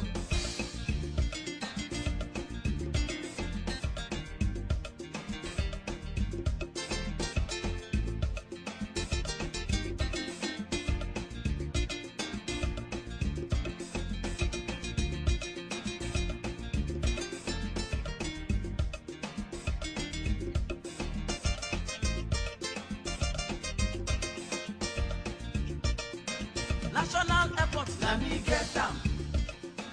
National stadium, let me build them. President, now my sister, brother. You be the mugu, I be the master. Oyibo man, I go chop your dollar. I go take your money, disappear. 419 is just a game. You are the loser, I am the winner. The refinery, now me get them. The contract, now you I go give am. But you go pay me some more money, make I bring am. You be the mugu, I be the master. Now me be the master. Oh.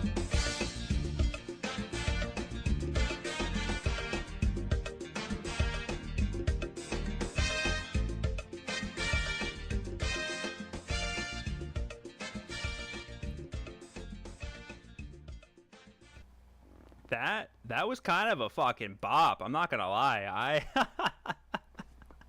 That might make the intro music when we do the countdown, unless I get a copyright strike for that. That'd be pretty fucking funny. Africa Studio died. Full credit. Please don't come after me. All right, so I'm ending this. It looks like lesser known pred. This isn't really a lesser known pred, but the other ones that were lesser known were either pretty long or they didn't actually appear on TCAP. So we are going to do William Roach. Roach? I don't know. Flagler Beach guy. This guy's an idiot. The Flagler Beach woods are sometimes hard to hear, so hopefully this one's not too bad. But honestly, most of the interrogation footage we have that's not like, you know, a big name is in Flagler. I don't know why, but that's what we got. So yeah, let's watch some of this. It's only 2 parts, like half an hour. We'll probably end it after this, but we'll see how we're feeling. Forward. Can you? Is there any way you can tuck the jacket underneath? That's what's happening. I'm having issues with it. Oh, there you go. Thank you. There you go. Scraping Yeah, against if you're just going to lean forward, you should be okay. Okay. All right, I'm going to have to take your hat while we're in the office. Yes, ma'am. What's your name? William. William. Okay. Do you go by William or Will or? Yeah. Will. Will. Okay. Okay, Will. Oh, wait. I'm going to interrupt this. I'm so sorry. We're only 30 seconds in. They only introduce themselves. I actually wanted to show something else first. Quick 10-second video. We haven't played this in a while. This is still my favorite piece of Hansen media ever. So I want to play this real quick. Let me get that up. Yeah, we're going to play this real quick. I'll shut up for like 10 seconds. Then we'll go back to the interview. But I just love this. It was just a brief tag you did, but you're just in a completely different studio. Yeah, outfit. Yeah. What was, you remember what I said roughly? Hey, everyone, it's me, your boy Chris Hansen. Yo, get down. Get down. Get down. It's your crime clown. I might have to do it one more time. I'm sorry. It's only 18 seconds. I don't think anybody will hate if I play that one more time. It was just a brief tag you did, but you're just in a completely different studio. Yeah, outfit. Yeah. What was, you remember what I said roughly? Hey, everyone, it's me, your boy Chris Hansen. Yo, get down. Get down. Get down. It's your crime clown. It's your crime clown. I fucking love that so much. Is Opera GX any good? I like it. I've heard some bad things recently. But I hate Chrome, and I haven't used Firefox in so long that I refuse to go back. I'm stubborn. But yeah, Opera GX is okay. Let's get. Oh, that's not right. Hold on, that's right. All right, let's go with this. My name is Leslie Floyd. I'm an investigator with the State Attorney's Office, and I'm here assisting the Flagler Beach Police Department. And so I've just got to get some limited information from you to fill out some paperwork. But before I start that, I want to go ahead and let you know what your rights are, because obviously you've been arrested and you've been brought to the police department. Okay? How do I get out? Okay, well, let me, what's going to happen is you'll go.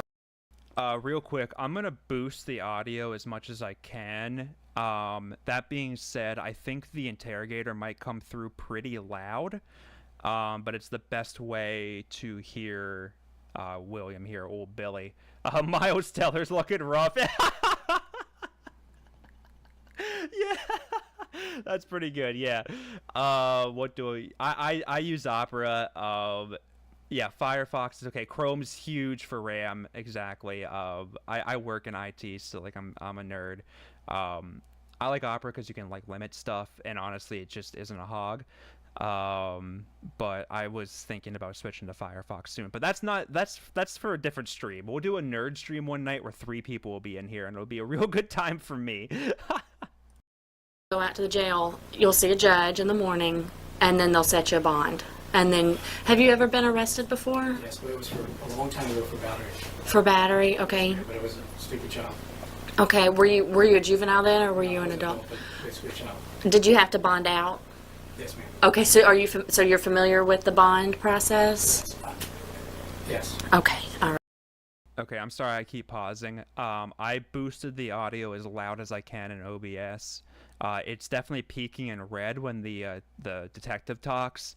So let me know if it's like really bad, and I can turn it back down. But it might be hard to hear William. Just let me know. I'm trying to make it so everybody can hear as well as possible. Right. My problem is I haven't done anything wrong yet. Okay. I haven't done anything wrong. All right. Well, why don't we do this? I'm going to get some information. I gotta get this hand turned around. I can't. Let me see your hand. I don't mind if you turn it. And Which- then the officer, which one is the it? officer struck me in the face for no reason. I didn't know what was going on. Which?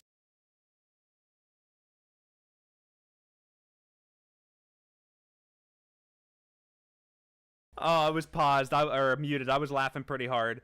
The officer struck me in the face for no reason. It doesn't look like it, dude. Your mustache sucks too. I hate your face, but. Which hand? The left hand. This hand? I just gotta get turned. You want it turned Yeah, that way? to take the pressure off my Okay. arm. Is that better? Yes, ma'am. Okay. All right. Let me know if it starts bothering you again. Those flex cuffs aren't comfortable. That's just one thing about them. So try not to lean back on them because that's going to push it up against your hands. I know it's not real comfortable, but we'll do what we can for you. Okay. Yes, ma'am. All right. Well, what I'm going to do first is I'm going to read you your rights, and then I'm going to get your name and stuff for the paperwork. Okay. Go ahead. Do you have a question, and do you want me to go ahead and read this to you? And Being recorded, right? yes, you are. Yes, you are. Okay. You have the right to remain silent. Anything you say may be used as evidence against you. You have the right to talk to an attorney and have him with you now or at any time during questioning. If you can't afford an attorney, one will be appointed to represent you. If any time you wish to stop talking or have an attorney present, all questioning will be stopped at your request. Okay, let me explain what this is saying. It's basically saying that I want to talk to you, and there's another investigator that would like to talk to you. You can talk to us, or you cannot talk to us. Let me ask you. Can I ask one question? Sure. Do any good? Well, it would be. It gives you the opportunity to tell your side, but well, it gives you a chance to make a statement. So I don't know. I wasn't at that house, so I don't know what happened. Never went in. Okay. I didn't touch the door. I knocked. I mean, like tapped. Knocking, tapping, you touch the door, so that's a lie. But you're not in trouble because you went to the house. That's just the icing on the cake, William. You're in trouble because of the chat. And you know, I get that officer struck you. But William, there's a bigger fish to fry here right now. You'll get your chance to have a lawsuit. So I can't come in. Well, let me explain to you this. You know, like I said, as obviously you've got the right to say, I want an attorney, I'm not going to talk to you. But you've also got the right to say, yeah, I'm going to talk to you, but if at some point I decide I don't want to talk to you, then I'm going to stop talking to you, and then we stop the questions. And whatever statement you make is the statement that you make. I don't know that. I don't know that for sure. And that's just not an answer. But it does give you the opportunity to tell what happened. You know, so we can go from there. If you start to feel uncomfortable, then you can stop. And the first set of things that I want to talk to you about, it's going to be your name, your date of birth, your very, very simple, easy stuff. But it's just, you know, I obviously, as an investigator, I have to let you know what your rights are, and if you want an attorney, then I can't talk to you. Yes, ma'am. So, so do you understand what your rights are?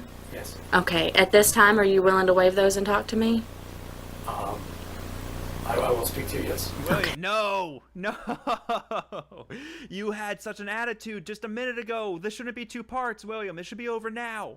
All right. Like I said, these first set of questions are going to be real easy questions. Okay. What's your last name, William? Roach, R-O-A-C-H. R-O-A-C-H. And what's your middle name? Luke. Okay. Just to let you know, I know you said you go by Will. Or Will, yeah. I have my son's name is William, and I always call him William, so I might end up, you know, screwing up and calling you William, but I don't mean any. Human Ham Cube, he was on the Flagler Beach episode. He was the one, I think he was like, I didn't even do anything yet. Dr. Daddy, Preminder Jaswell, welcome.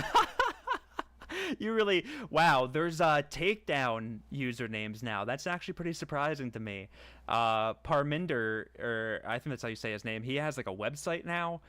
He did that interview with Chris. That dude's a fucking idiot. Any disrespect by it, but just to... Okay. What's your address, Will?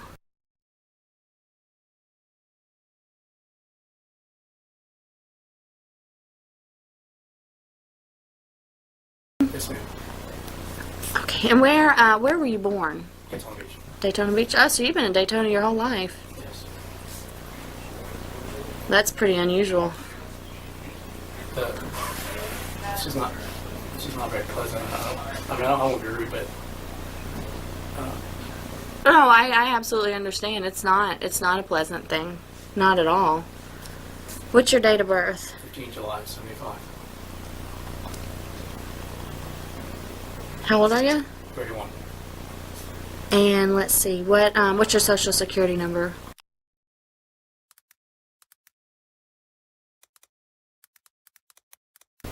And your height and your weight? 5'10", 250 pounds. Do you work anywhere? Yes. Where?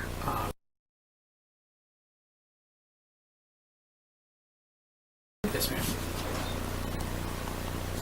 I take it that's you're doing that online. That you don't go anywhere to do that, or is there? I do it at home. You do it I at do it at an office. Sorry. Okay. Ma'am, Yes, sir. I won't cause any issues. Is there any way I can just get my either put it in front of me or my left shoulder? I mean, I won't cause any. I didn't put up a resistance at all. It just when the officer hit me in the face, it kind of stung me. Right, and actually, because of security reasons and policy, we can't do that. But I can do whatever I can. I love that he keeps dropping that. Where did the officer hit you? It must have been the lightest tap you've ever had in your life, because I don't see a single... I get swelling happens later, but at least it would be red, right? Like your fucking shirt.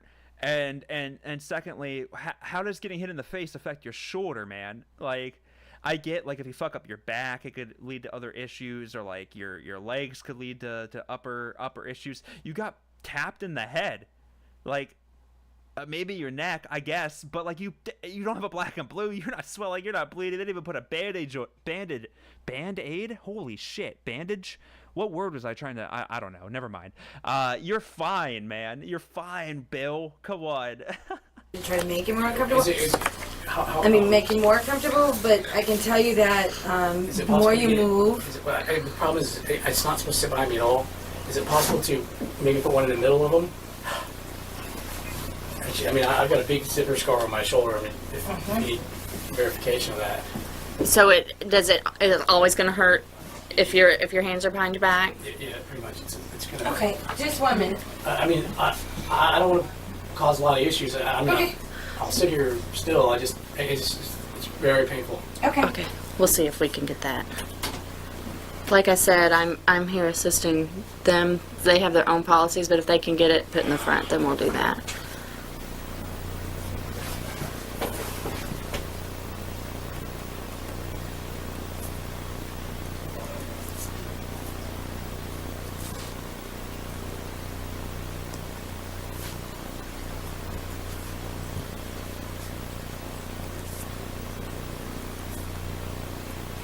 Your hair's brown, or is it kind of a reddish? It's brown, isn't it?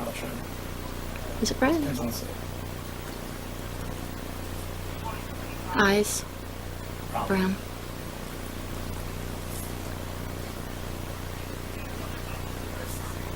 Typically, what's the bond on this? What's going to happen is you're going to go out to the jail with no bond, and then when you see the judge I'm going to see a judge. in the morning, you'll have first appearance, then the judge will set you a bond. Typically, what's the cost? I don't know. Yeah, guess. Alright, I don't normally do this on streams. I'm going to reserve this for a video at some point for sure, or like a regular, channel post, but just for fun, I am curious about his episode segment real quick, just to see how he got like arrested. So we're gonna watch some of that, but Yeah, I'll definitely do like a regular video on this at some point, but I am curious. So let's watch at least a little bit of this, if not the whole little. It looks like the segment's pretty short, but I just want to see how he gets arrested because he's bitching about being like tackled and punched. I just want to see how it goes. So let's just watch it real quick. I never do this. If you hear my cat meowing in the background, I'm sorry. Taekwondo instructor approaches. Oh, that's right. He's the Taekwondo instructor. I don't know why that's so funny. He even parks nose to nose with our previous visitor's car. Come on in. It's freezing. Hurry. But he won't come inside. And perhaps to prove to himself this isn't a setup, Come on here. Come on. he keeps asking our decoy to flash her breasts. Flash me? The neighbors might see me out here. It's okay, real quick. Online, Roach wasn't quite so suspicious. Using the screen name The Names They Give Are Dumb, he chatted with a decoy who told him she was 13. Long video of himself masturbating. I'm gonna skip some parts just because, like I said, I'm gonna do a video on this. So like I'll fucking ramble over. I'll ramble over it when we actually do the video. But at the house, he remains wary. Someone in the house? Someone's gonna see me if it's not. And the standoff continues. The problem is that I'm afraid to come in. My neighbors are gonna see you out here. Open the door up for me. Come on. Come here. It's freezing out there. Come here for a second.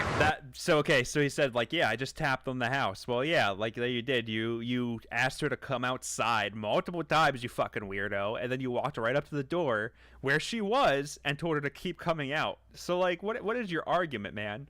Continues. The problem is that I'm afraid to come in.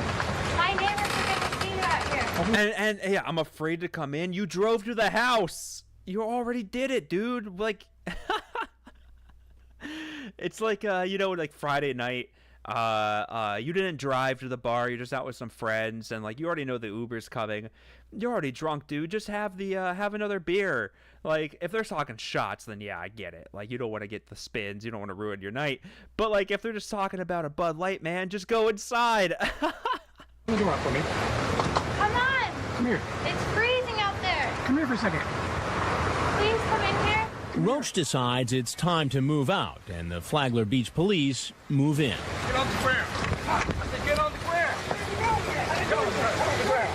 I didn't do anything. Come on, dude. I didn't do anything.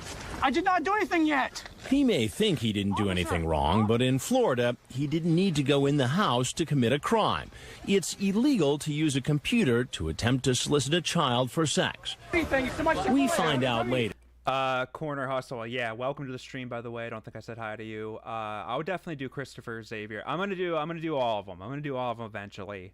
But if I do them all every single day, I won't have any more videos to make. What will you guys do? That according to Perverted Justice, Roach. Oh yeah, wait, real quick. Okay, I'm sorry. I know we were talking. I missed the arrest. Let me just rewind real quick. Move in. Get on the square. I said get on the square. I didn't do anything. Okay, so they did make a cut there, but he got shoved, but he didn't get on the ground. He was told to get on the ground. I don't think he got punched unless they cut it. I mean, they might have cut it. But like he just got shoved, it looks like. Get on the square. I didn't do anything. Come on, dude. I didn't do anything. All right, that's his arrest. We'll cover that in a video. I just wanted to see that. It was a rougher arrest, but he didn't comply. But I don't think he got punched. He's not saying anything about like. Did not do anything yet. I didn't do anything yet. Yeah, let's we'll save that for the video. Let's just get back into his interrogation here. Don't know. I couldn't even guess. The investigator that works here may have a chart that would show it, but I really couldn't guess. So you live at. Is that your mailing address too? Yes.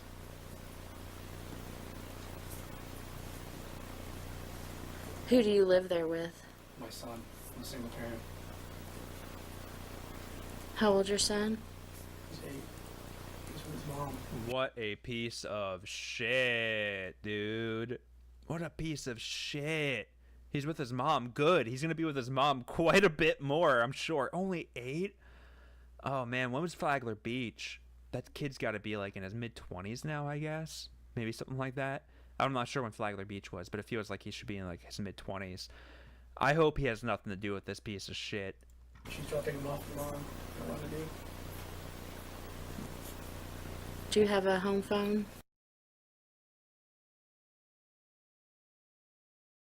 Okay, wait a minute, I can't write that fast. You may come here. What I'm going to do for you, I'm going to cut those off you, and I'll put a new set on you up front. I appreciate that. But when I cut it, the first hand that comes out, don't move it behind your back. Keep it behind your back, okay? I won't move. When it's time to put your hands up front, I'll let you know. Okay, I won't cause you an issue. No, it's just that's fine. It's just a safety thing. Okay. Do you understand at all? Stay up. I appreciate that. Like I said, just don't move this hand. Sir.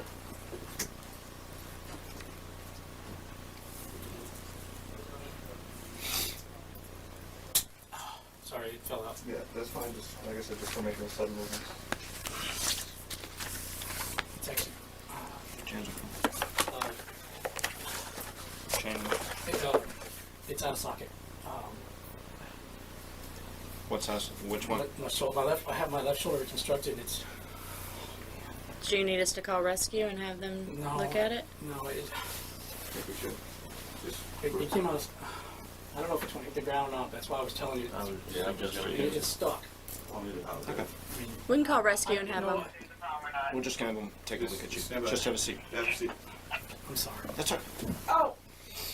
Yeah, that's why I was telling you. Did he just fall? What the fuck? Wait. What just happened? Hold on a second. We can call rescue and have them. We're just going to take a look at you. Just have a seat. Have a seat. I'm sorry. That's okay. Oh! Yeah, that's why I was telling you. We'll take care of it. It's stuck. Oh, okay. He just went ow as he sat down. What an old man. Dude, nobody feels bad for you. You piece of... Look at this fucking, like... I don't judge... I really don't care. Like, I'm not trying to judge anybody's looks or anything. But, like, when they're predators, I don't give a shit. And, like, what an unfortunate face wrinkle. Like, right above your mustache. Your shitty mustache. Like, honestly, if he just got rid of, like, this part, or, like, right around... Well, he has, like, a weird bald spot right there, so maybe not. But, like, if your mustache comes under your lip... But it's not like curly. It doesn't go out. It goes down and under. Like, I'm sorry if you have that. If you're not a fucking, like, predator, I don't care. But, like, god damn it, dude. I hate what you look like. Kate, welcome. Glad you could make it. We're just hanging out, watching. We're getting to the end of this interrogation footage, and we're debating if we're going to watch anything after this. Sure. Look, come over and fix you. I can beat this one to the microtel until further advised. Polynomial, exactly. Yeah, is that his like taekwondo, his fucking like karate? I know it's not karate, but I'm just gonna say karate for a second. His like karate instructor mustache. And dude, how do you teach people if you can't even fucking sit in a chair without being in agony? Like, I know you just got tackled, but that's not part of fucking taekwondo. You don't get fucking tackled, dude. Like. From 319, again, called the third party through the desk. That's fine, Your phone number was 17 Lincoln South. Stand by, Central, send you to unit to respond, 22 physical, 15 front south. They send that automatically. They'll send the rescue truck and they send an ambulance automatically, so they'll look at it. Doesn't mean you need to go to the hospital or anything. They'll just come take a look at you. Has it, I know that you said you had it reconstructed, has it come out of socket like this before? It's not in a long time. It's from the... 1026, 1051. 2228, 105, daily your traffic. You guys need to get going? Is your driver's license out of Florida? You go ahead and roll a med unit to 1019, reference to shoulder injury. 10 the reference? Shoulder injury. Wait, so they actually get an ambulance for this fucking idiot? What the fuck? Look at him. He looks like like when somebody's just raging in like a Call of Duty. like an online forum in some way. This is what I picture when people comment on my videos and they're like, "Hey, you just stop talking." This is what this is what I picture. Emmanuel, I appreciate you, man. Thank you. Welcome to the stream. Always a good time to stream with Wes. It's always fun. That's Temple. Addy, I was gonna call it after this video, as far as the stream, but if you guys want to stick along for one more thing, I have something I wanted to do for a while, and I might devote a whole stream to it, but we might end the night with what I want to do. I'm gonna keep it vague for now. If you're not into like old school TCAP lore, it's not gonna be Lauren centric.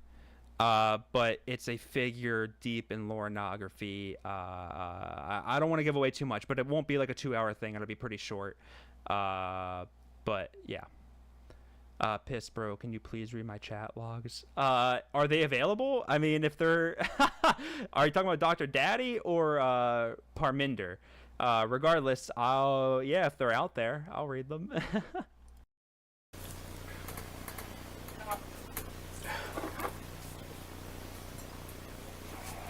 Any ice or anything?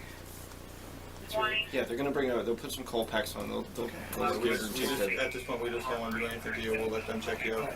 They're right next door. They'll be here in 1 minute. It's really starting to fire up. Yeah, they'll be here in 1 second. Since it fell in the front.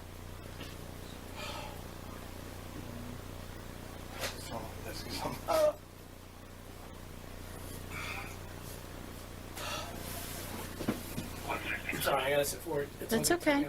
116. We're on the 22 on press call. 29.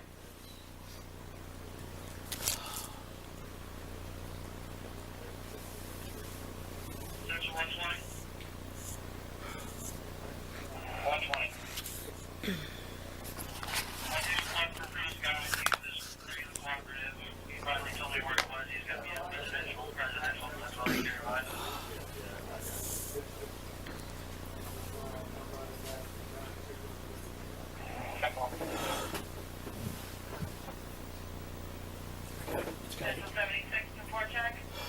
Is there something, could you set it on the desk to make it not hang? I can't pick it up now. My hand's starting to numb. Okay, they'll be here in just a minute. Oh, okay. All right. I guess it's not gonna autoplay.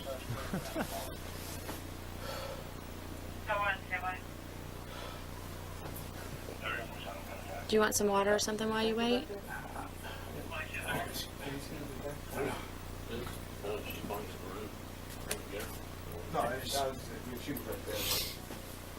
Can we like ask him some questions while he's hurting? Like, I don't give a shit. Like, he's here. He already agreed to talk. EMS is on the way. They're right next door. Just ask him some goddamn questions. Is this going to be the entire interview? Is it like, my shoulder hurts? Like, I don't give a fuck. I hope your shoulder falls off. Daddy materials. I know I feel like you were joking a little bit earlier ago, but if anybody knows if you can find the takedown chat logs anywhere, I'll happily read them. I just my level of reach only goes so far. I don't know if I could just find those out of the ether, but if anybody knows a source to take down chat logs, I'll happily read through them.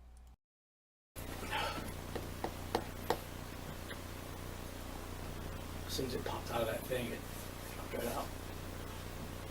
I believe.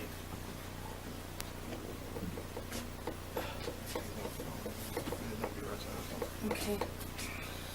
All right. So we got some help coming for you. Well, I guess they're gonna check you out and everything. Okay. Okay. And like I said, remember the no sudden movement rule. Yes, ma'am. I'm sorry. It's on fire though. I'm trying to sit still as I can. When was your surgery? It's been a little over 8 years, but 8 years. Yes, ma'am. But it's never been 100% stable.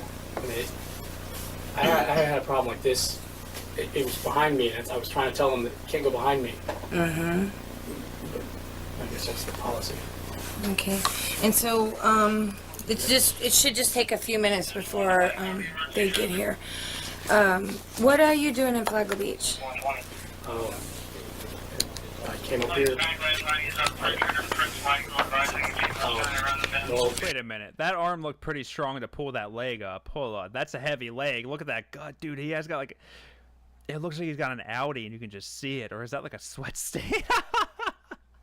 Again, I don't want to judge anybody's bodies, but fuck this guy. Can I reiterate that one more time? Fuck this guy. All right. I came up here.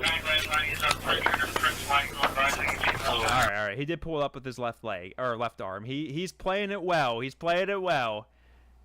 Dude, he kind of looks like a guy I know in real life, but like a fatter version. And I might send this to him after this.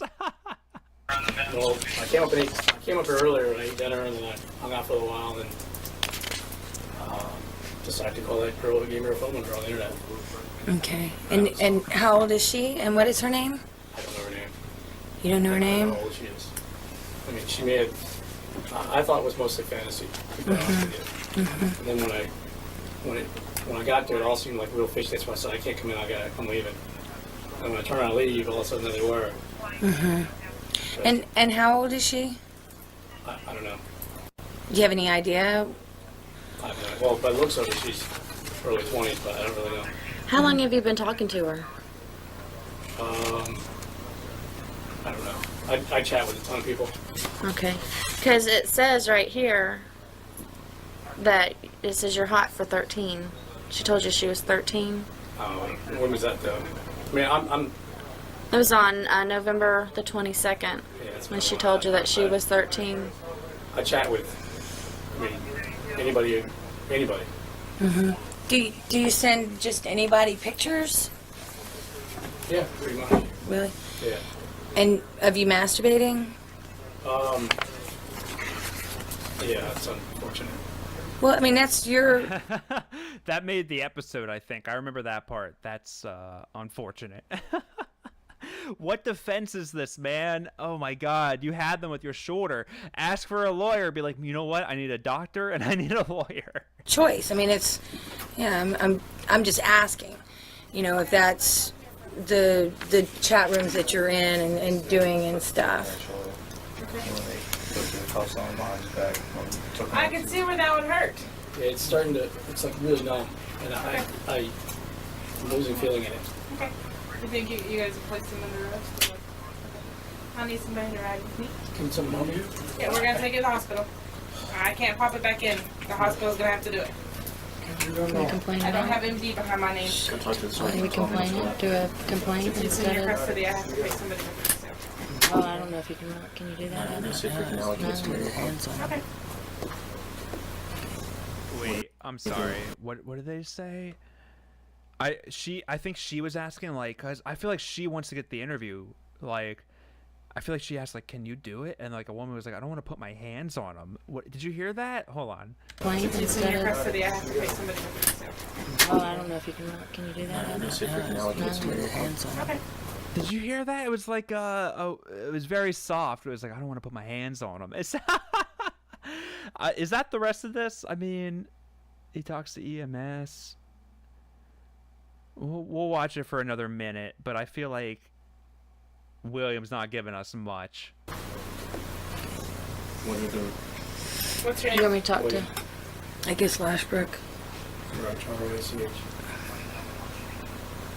Date of birth? 15 July, 75. Do you want to go? Want to go out and coordinate when we're going to do this?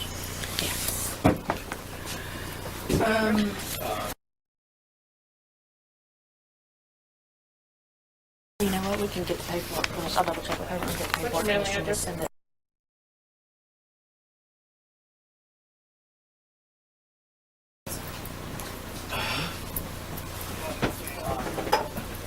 Do you have ice or anything? Yeah, I have ice in the truck. I'm not trying to reach it. No, it's all right. I understand. It's on fire. My hands numb. I can't move it. Okay, let's stop trying to move it. It just hurts so bad. So his arm's like out of socket? Is that what he's saying? He's definitely holding it lower. I mean, we can't really see it, but I don't know. Can we do we ever get confirmation? I know that's a very random thing to ask. He kind of looks like Roy. I actually don't know. I know that picture of Lauren when he was like 17 or 18. I haven't seen a lot of pictures of Roy, but I'll take your word for it. I imagine like Farmer Tony. I imagine Tony looks a lot like this, to be honest.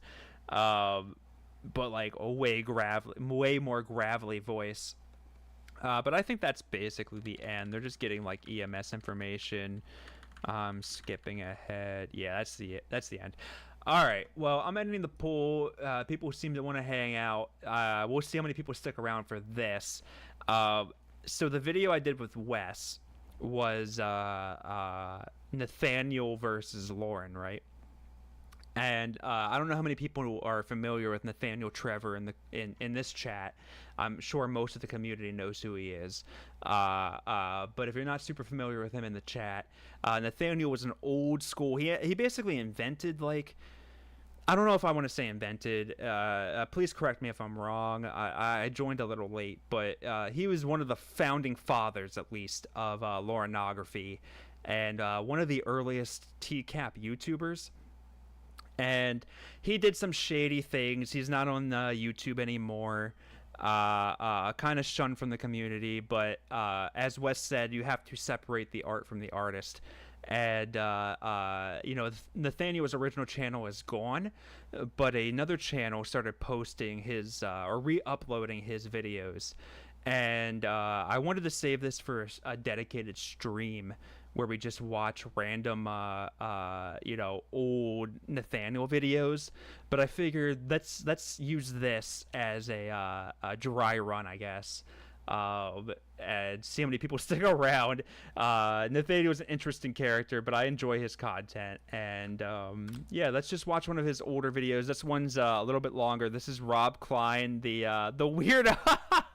If you remember Rob Klein, actually, I'm sure I could pull him up real quick. Let me do that. Ooh, hold on. Rob Klein, TCAP. He is the poetic predator. He's this guy. If you remember him, real weirdo. And I haven't seen this in a long time. I watched this a long time ago. I haven't seen it in years, so I don't know what this video is like at all. But I figured let's just watch it to end the stream. See how many people stick around. This is posted by Joey Jeremiah, the one and only Joey's TCAP. Back when he only had 2,000 subs. That's how old this video is. That man's almost at 100,000. But yeah, let's and just old YouTube in general was just crazy to look at. But yeah, let's watch some Nathaniel Trevor and just, you know, end the night on a high note, I guess. Amiro Ray with the fat butt. Amoro Ray with the fat butt. Welcome to the stream. I hope I said your name right. Kate, welcome to the stream. I don't know if I said hi to you, but welcome. I would love to see those. Never bothered to learn who Nathaniel Trevor was. Yeah, Nathaniel was, I mean, he was very important in Laurenography, and a actual foe to Lauren in real life. Kind of did some shitty things in the community.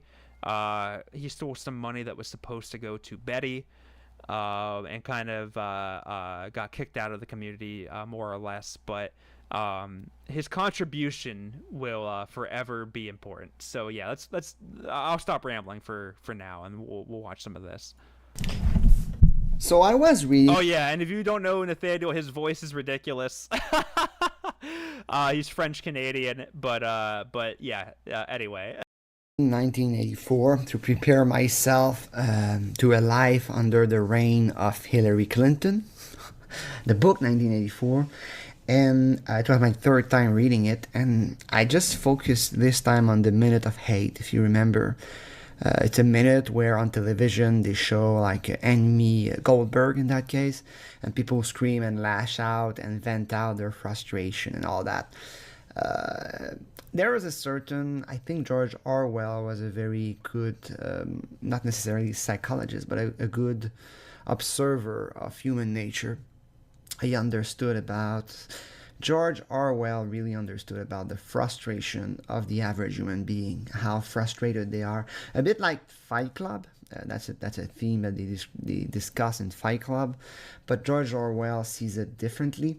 He sees it as a weapon that can be used against the average person. If you can exploit someone.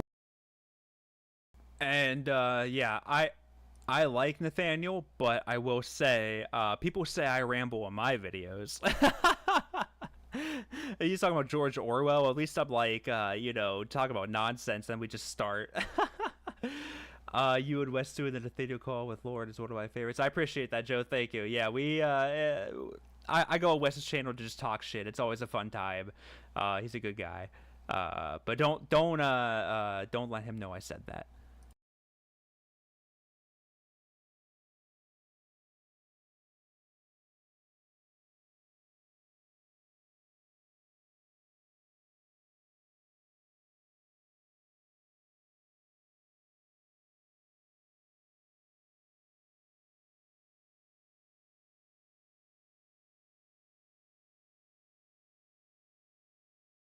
Guys, no, it's not really Lorne Armstrong. Lorne Armstrong makes me laugh.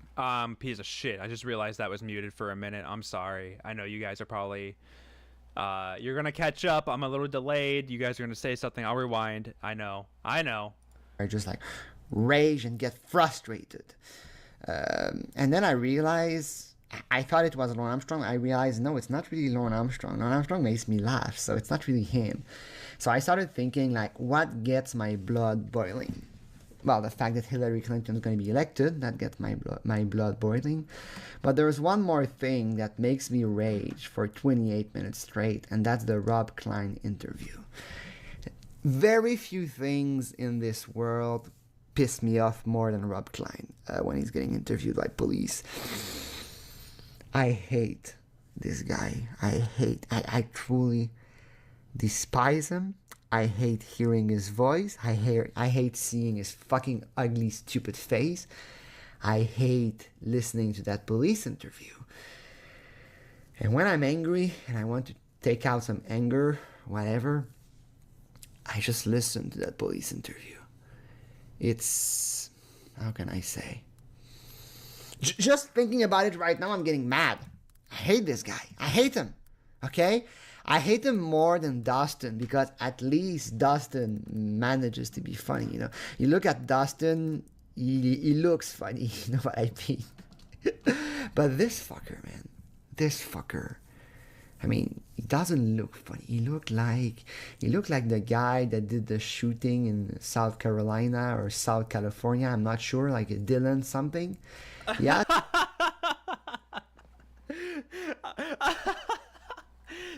So he's saying he looks like Dylan Roof. He doesn't really. But for a French Canadian, that's a pretty funny pull. I'm not going to. Oh, my cat's meowing like crazy right now. I'm sorry if you can hear that. That's a very funny pull, Nathaniel. That's the and yeah, Rob Klein pisses me off too. I'm not gonna lie. This dude is such a weirdo, and we have like bonus footage of him from like fairly recently, like the last 5-6 years, and he's still a fucking weirdo. He's like getting kicked out of the airport or something for like he's like trying to sell something. I haven't seen the video in a minute, but like this dude is a fucking weirdo. So I give him some credit. South California, yeah. Okay, Nathaniel is from, I want to say he's from Quebec or Montreal. He's French Canadian. So give him a pass. I don't know why he's talking about American politics so much. He's like a more intelligible TCAP gaming. Yeah, well, at least Nathaniel talks. I tried to watch a TCAP gaming stream because he talked shit on one of my streams once. Nothing was happening. Nobody said anything for like an hour. Let's keep going. A face that it's so fucking hard to express, and I'm even more frustrated that I can't pinpoint it. But he looked like a fucking juvenile psychopath, okay? He looks like the kind of guy you go to a juvenile center and you see him in the corner, you're like, oh, he looks young, what is he doing here? But deep inside, he's the worst, okay? This guy, I fucking hate him. And this guy has no value, okay? He throws his brother under the bus. He's like, if you find child porn off my computer, it's my brother. We put it there. The cop is like, you see how that's kind of weird now that you're here with a teenager and, you know, now you're saying there's child porn on your computer. And the way, what pisses me off the most about him, I don't know, I can't really pinpoint it, but the way he says, Negative, sir. Negative, sir. Shut the fuck up. Shut up. I'm getting frustrated. Let's listen to it. Criminal justice starts.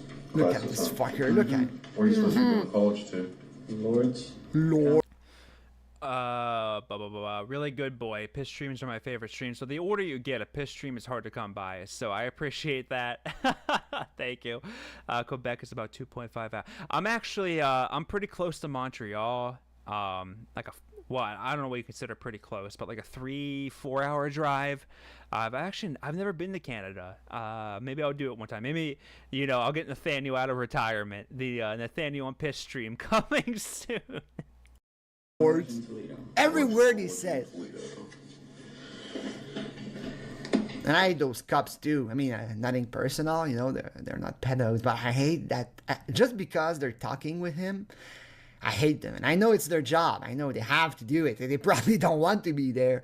But by association, Rob Klein has contaminated them, okay? I associate them with Rob Klein. If I saw this guy on the street, I wouldn't say, oh, you're a police officer. I would say, oh, you're the guy that interviewed that little piece of shit snake, Rob Klein. What is it? Look at it. With his fucking jacket. Is this the first time you met a 13-year-old online and come to have sex with her? No, sir. I guess if you want to say it that way. Shut the fuck up. Mock, yeah, I want to go to Canada. I'm close. I do like hockey, so I wouldn't mind going to a Canadiens game. I wish the Expos were still around. I love baseball. It'd be cool to go to the what's it called? The Olympic is it the Olympic Center? Olympic Stadium? I actually don't remember the name. That's pretty bad. But where the Expos used to play is a pretty cool spot. I'm definitely going to head to Canada at some point, and we're gonna get the Nathaniel piss stream going.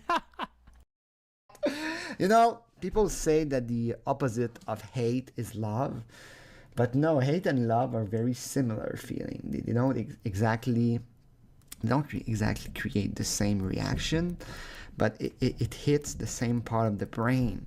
And this guy, I fucking hate him, but he makes me like, I want to choke him. I tell you, if I was the cop there, I would say, if you say negative, sir, one more time, I'm going to choke the fuck out of you. And I don't even care if I get arrested. It would be worth it. Like, I would be in my cell, be like, fucking worth it. I hate this fucker. He ruined my life. He ruined my life. Look at his fucking haircut. Like, it looks like a dog's hair. Like, it's so smooth and silky and straight, and it's just a bit fake. It's unnatural. It's so ugly. His face is fucking ugly. He looked like Tom Dwan, but like Tom Dwan, like a poker player, but with the face that was it like by like a face that was it by like the Photoshop bucket paint. Okay. There's nothing likable about this guy. Even his fucking chin. Like, he has the chin of the guy in Blacklist, but without the other face, the upper face to compensate. He looks like a fucking, I don't know. He looks like Chelsea Manning, okay? He looks like a transsexual.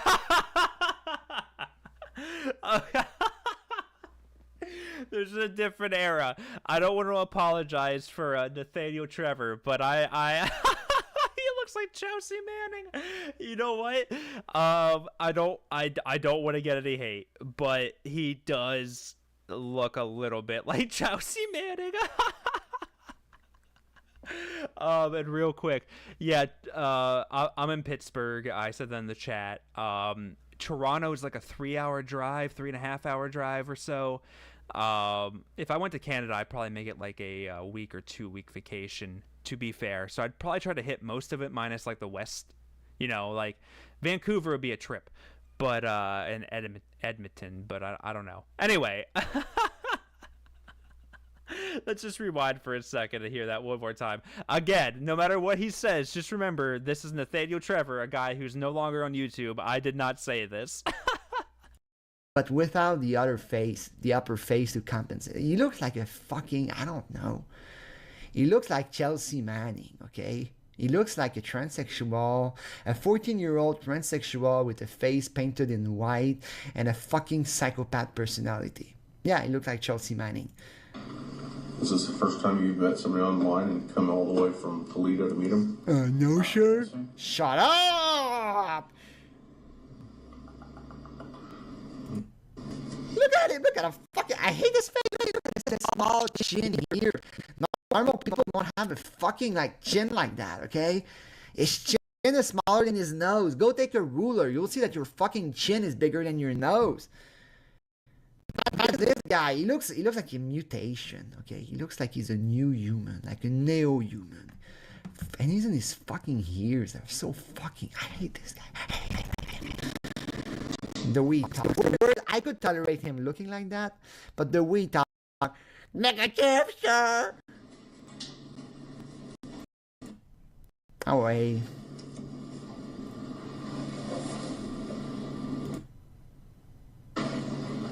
Look at him. Looks around. That's a TV. Did you have any phone conversations with anybody that you were coming to see today? Negative. Shut up! I think I would like, if I was that cop, I would take my gun, I would put him on the table, and I would say, if you say negative one more time, I'm gonna shoot you in the balls, you fucking pedo. That's how much I hate them. I don't bring that argument lightly. Like, say no! Negative? Like, are you taking an electricity class? You want to be an electrician? Hey, what's the current on that line? Negative? Shut up! Anybody. Shut up! You never called, got directions. How'd you get here? I mean, how'd you know how to get here? She told me off online last night. Online? She gave you directions all the way from Toledo? No, she didn't. She just gave me you said an no. address. Negative? You just gave me your address? Directions myself. Okay. Where are those directions at? I believe I have a set sitting in the passenger seat of my car. Did you Google them? The way he talks, What'd you use them he's so calm, and he's really hanging himself. He's like, oh yeah, I put the direction on the passenger seat of my car. Just say in your fucking car. They're gonna find it, you piece of shit.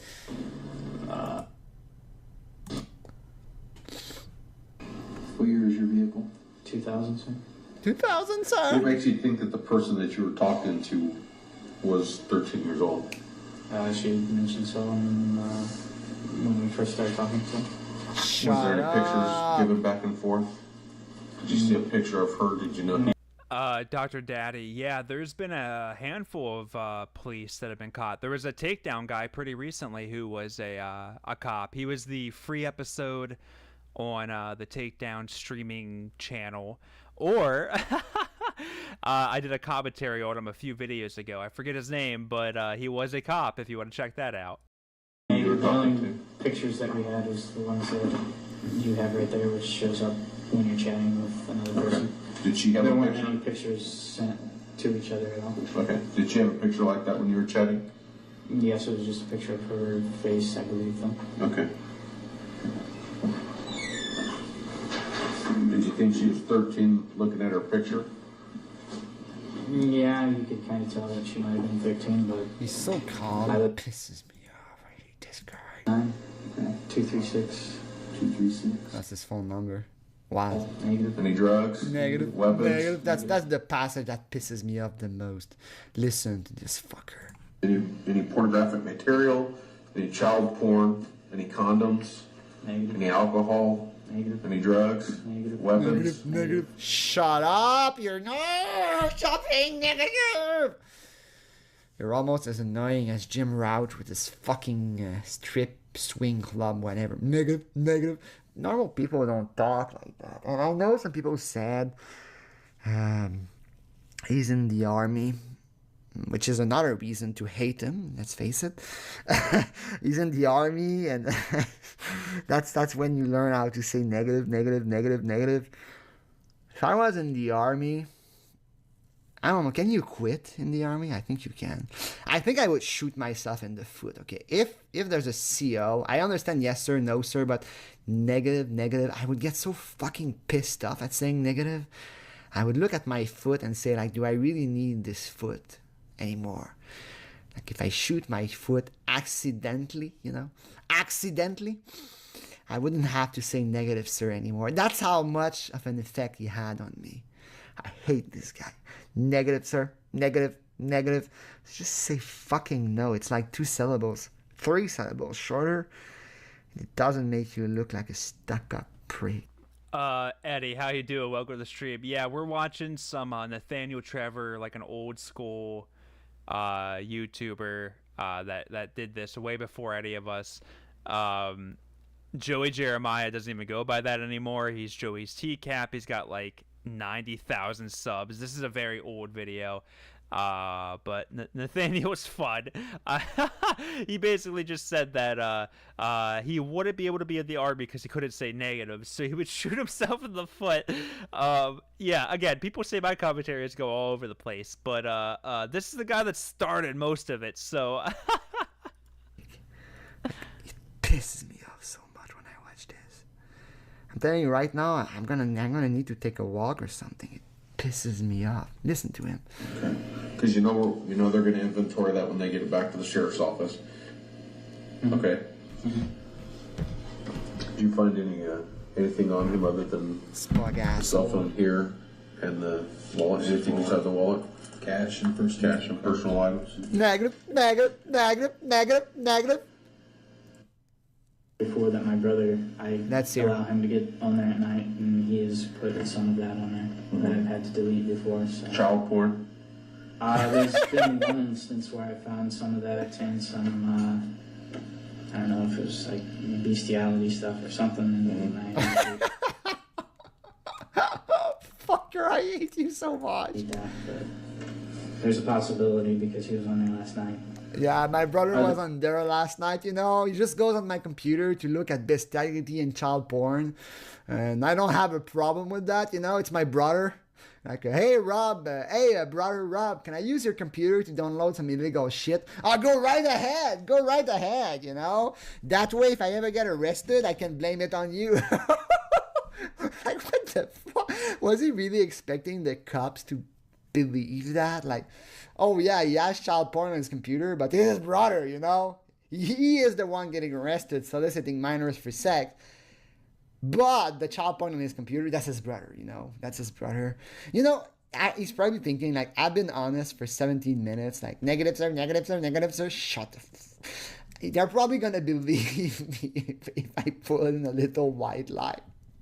If you find child porn on my computer, it's definitely not mine, you know? Better than that if there's nothing on there.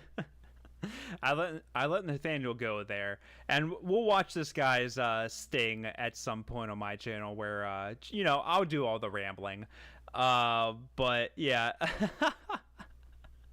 You know, Nathaniel really let the bestiality thing kind of slide and more put the blame on his brother. I feel like both are a little weird, but yeah, we're almost there. From last night, then there's nothing on there. That. Shut the fuck. Shut up. Negative, sir. Shut up with your negative. You're gonna drive me crazy. But you say your brother does. Yes, if he does. Look at how he looks at that cup. It's a way to be rude and impolite, but without being rude like verb. He's rude body language. He's like a little shit, okay? Imagine you're a high school teacher and you have that piece of shit sitting in the front row. And he does those weird red motion and those like, negative teacher, negative. I'm telling you, I'm gonna go. Fuck it. You're telling me that there's one picture of one underage Look person on your at his computer. fucking ugly face against the cup. It's like a deer looking like at a wolf. Like, is the wolf gonna jump on me? And he's looking at him like, I hope he believes this. Oh shit, right now in his mind there's probably like beep beep beep beep. I hope I deleted all my child porn. Beep beep beep beep. I think I deleted it all. Maybe I saved a few pictures on a few folders that I forgot. I hope not. It got deleted last night. Negative, sir. And you think that it was put Look on at by how your he's brother? thinking like, oh shit, do I have child porn on my computer? Is that what you're telling me? If there was one on there? Mm-hmm. Yes, sir. He could have done it. I haven't done that. Did you delete it? I haven't deleted anything. I'm gonna save this for when I actually do the video, but like, that was a weird response to that question, right? Like, he was about to say, if there is one, like, I haven't done that since. Like, he was gonna say, I haven't done that since, but the cop cut him off. Like, he was about to say, when he last looked at fucking, I mean, they've said it. I don't know if I can say it. I don't want to get, when he looked at CP, I think we can all put that together. But yeah, Nathaniel, come on, take it away. Been off there currently. I haven't been on there yet. at all since last night. Since last night. My confusion. His nose is getting longer. I don't know if it's just me, but it looks like his nose is getting longer. Maybe it's just the camera. Well, my brother was on this last night. He might have put some child porn, but I haven't deleted it yet. But I will. That your brother could have possibly been on there because you've deleted that stuff from there before, correct? Negative, Yes, sir. in the Oh, past, positive, sir. Items that he's put on there. Right, such as child porn. Nathaniel doesn't say anything, but these detectives, these fucking detectives are the best. They do not give a shit. They would, oh my god. Look at this guy. Look at both of these guys. Oh man, I gotta say this for my video. I know this is somebody else's video, we should just fucking get through it. But look at these guys compared to him, dude. Look at Rob. He's a fucking twink, dude. Correct. Okay. Do you see how that would be kind of weird? What I'm asking you is there any of that stuff on there now? And you said, no, I deleted it last night. Is that right? Negative, sir. Negative, sir. There's none of that on there. Negative, When was the last time you deleted pictures from your computer? Probably a couple weeks ago. Or about a week ago. Look at that cop. He's like, When's the last time you deleted child porn on your computer? A couple weeks ago, sir. Your photograph was there. That cop, like, man, that guy is trying to bullshit me. Remove what I said about those cops. I love them. They're the best. Look at his face. How many photographs are there? Probably maybe 10, 5 or 10. And he's talking like it's not a big deal, you know? Like, how many pictures of child pornography did you have? Oh, 5 or 10, you know? 5 or 10. The cop's like, whoa, I didn't think that was gonna work, you know? Just say no like everyone else. But no, the guy says yes, and he's trying to blame it on his brother. Was that boys or girls? Girls, I'm not sure. I opened up the first one because I wasn't sure what it was, and then I saw If you look at a picture of pornography and you don't know if it's a boy or a girl, you shouldn't download that kind of pornography, okay? If you like, they're too young. That's what I'm trying to tell you. I'm not sure. Like, they were too young. I didn't know they were boys or girls. And the cop is trying to get him to confess that he saw them. Like, the cop wants the guy to say, like, oh, they were boys, sir. 5 boys and 2 girls. And he's gonna say, so you look at all of them. No, it was my brother. So I just deleted all of them. Mock, yeah, this is the same cop that's like, I'm speaking English, correct? Yeah, this dude, the Chicago cops, we either got the Bears guy or the White Sox guy. I don't know if they're the same dude if he just switches hats, but regardless, this guy rules. You see how that would be kind of odd that you would have pictures of small children on your computer, you're blaming it on your brother, but you're here after chatting with a 13-year-old girl about having sex all the way from Toledo, right? Mm-hmm. So let's cut to the crap. Okay? That's a nice way of me telling you that you're not telling me the truth. In Kentucky, they would have said like, oh, my poor sir, I understand. You are in a difficult situation. I mean, both approaches work. That guy is a bit more. He's a bit more like a cop, you know. But both approaches work, being nice to the pedo or being mean, you know. But I much prefer this approach. I think it's much funnier. Well, both are funny, but that approach, when he attacks, it's so funny. Like, dude, you're not telling me the truth, okay? Fuck you. Okay. So let's just. I'm trying to get information so I can write it down, but I can tell that you're not being truthful. That's why I'm not writing anything down. I don't want to write down the lie and then have to scribble it out. Oh, I hate when I do that. You know, you write something, you have to scribble it out, you have to write it all over again, you know? That's a calorie you could be using for something else. And put in the truth. I want you to tell me the truth. Okay?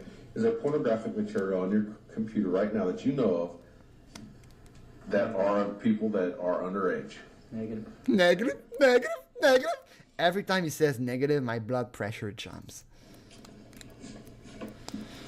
I want to show you one last time towards the end.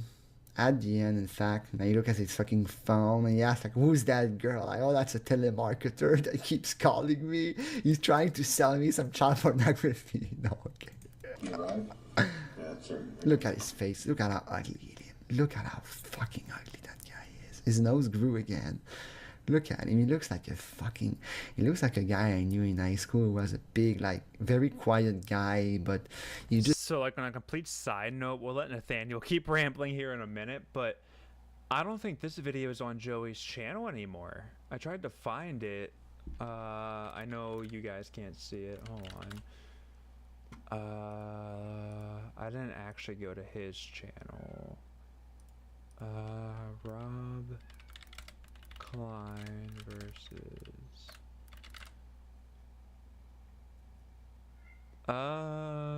No, you can't find this on Joey's channel anymore, so this is a real relic. It must, maybe Rob Klein reached out, put that copyright ban. If you can hear my cat meowing, I'm so sorry. He is, very annoying. Just know that the guy fantasized about killing us all in secret. He looks like a fucking bullied victim, an asshole, a psychopath, and just a guy who's fucked up. A guy who's not too bright up there. He has a certain skill with like school, but in terms of general life, he's fucking dumb. And he's very centered on himself, okay? Like, he's very like egotistical, that's the word. And that, his face pisses me off. I don't know why. It's so like, I'm telling you, somebody took the Photoshop gradient and just like painted one color. It's like uniform and there's no complexion in his face. It's a face that we would expect like in Doctor Who when there's like the face like Cassandra on the wall. I'm going to show you. I think it's worth it. Alright, I'm going to show you what he looks like, okay? He looks like this. He looks like that. This could be Rob Klein. You could put his face... That's, you know what, Nathaniel? That's pretty good. You got me there. I don't go to that much work in my videos. That's why, you know what, he got me. He's here and say Rob Klein. Like, this is what he looks like. I'm not joking. Same eyes, same mouth, same stupid neutral pose. He has no expression. Right now, he looks like Dylan, like the guy that killed the black people at the church. He has no expression. He has no feeling. That guy is a true psychopath. If I was in jail with him, I would fuck. Go on, let's go on, let's go on. Not that I know of, sir.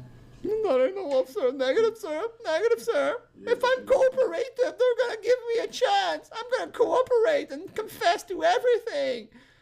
Oh, man, I hate this guy so much. You want to turn your phone off? Okay, that's fine. I want to show you at the end. I think it's right here. Not intelligent. It's right here. It's right here. It's right here. Listen to that. The best passage.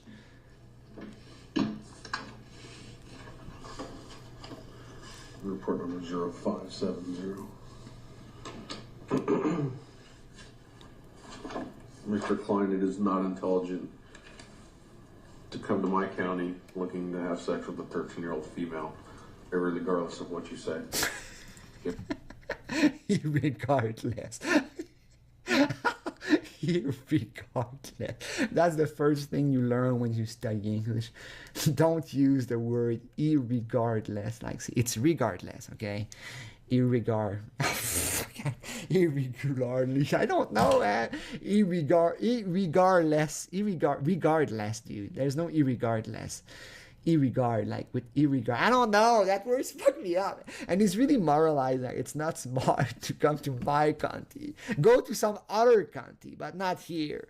Like, if you come to my country, you're not smart. Go do that in Kentucky instead. That's smarter to do it there.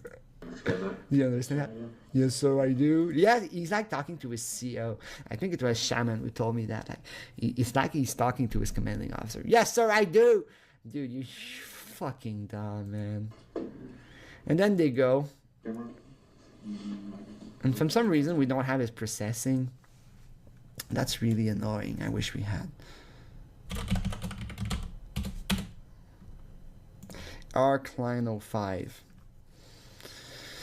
Restitution 1.5 thousand. Oh man, remember when you could just go to pervertedjustice.com and find a bunch of shit? those were the days, man. You can't even fucking this is what I miss the most, just being able to actually like see shit on their website and find information. Now you have to go to like the Wayback Machine, half the links don't work. It's a struggle now, and they still pay for the domain, because if you go to the website, it has a long like written thing from Xavier or whoever, I don't know, I'm not sure who wrote it, but it's just like a long thing that was just like, we caught a bunch of fucking people, blah blah blah blah blah, but we refuse to pay for any other pages except for the home page, which I don't think you get charged per page, man. Just fucking put the rest of the website back up. You have the servers, you're still releasing chat logs. Ouch, the cost 2.3 thousand. Ouch. Oh, he pled not guilty. Wait, he pled not guilty? Sentenced to a month in jail. That's it? That's it? 1 month in jail? What? What? That's it? Lawrence spent 5 years and this fucker spent a month? He had to pay 2.3. That is very funny. And Klein's a weirdo, but I mean, he was young. Not that makes it any better, but like, he probably, I don't know. I don't think a month is right, but Lauren deserved 5 years. He's a fucking idiot. But a month's pretty crazy. 3,000 in fees, psychotherapy, RSO counseling, sex offender therapy, 40 hours community service, 8 prison term, blah blah blah. No internet access, that sucks. No access to porn. Oh, I guess you can blame it on his brother. Community control, has to report address for 10 years. That's it. Rob Klein interrogating case. If you look at his picture, he has a baby face. I disagree. One of those guys, I would think this guy is nice. I disagree. He doesn't look harmless at all. He looks like a piece of shit. This was the first time I had to testify in court. Why the fuck would he plead not guilty? Bro, you confess to everything. Ice Truck. I'm actually going to disagree. I don't think Chris has a lot of it. Because he goes to Joey and he does what I do when I need to know something. And like he works with Wes. I actually don't think he has a backup of a lot of TCAP stuff. I feel like a lot of times, even on his podcast, he's like, I had to be reminded of who this guy was. Like, he doesn't even remember half of them. So I don't know. I don't think he has a lot of it. But like PJ, I don't know. For better or worse, they're a big part of this, but he still has them. Like I know for a fact. Well, I don't know it's a fact, but I know on pretty good terms that Perverted Justice still has a lot of the chat logs saved, and they're not putting them anywhere.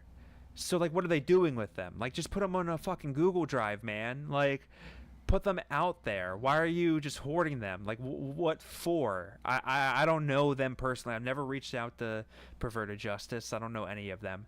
So I don't know if they're like fucking like, oh, you want this chat log? Well, spend this amount of money. Like, I don't know if that's how it is, but it just seems weird that like they're not hosting them anywhere. It's just like you're willing to give them out sporadically, but like you're not just gonna host all of them somewhere. Like, you're paying for the website already, man. You don't pay per page. I understand that storage costs more, but it's 2024. They're PDF files at this point. Like, you got a bunch of them. Just save the TCAP ones. That's all anybody really cares about. Have I rambled enough? I've been rambling. Let's just fucking finish this. Why the fuck would you... Bro, I mean, if you hadn't talked to police or Chris, maybe you could go to trial, but you just confessed to everything to the cop. Why the fuck would you go and play not guilty, you idiot? You just confessed to the cop that you were going to have sex with a 13-year-old girl.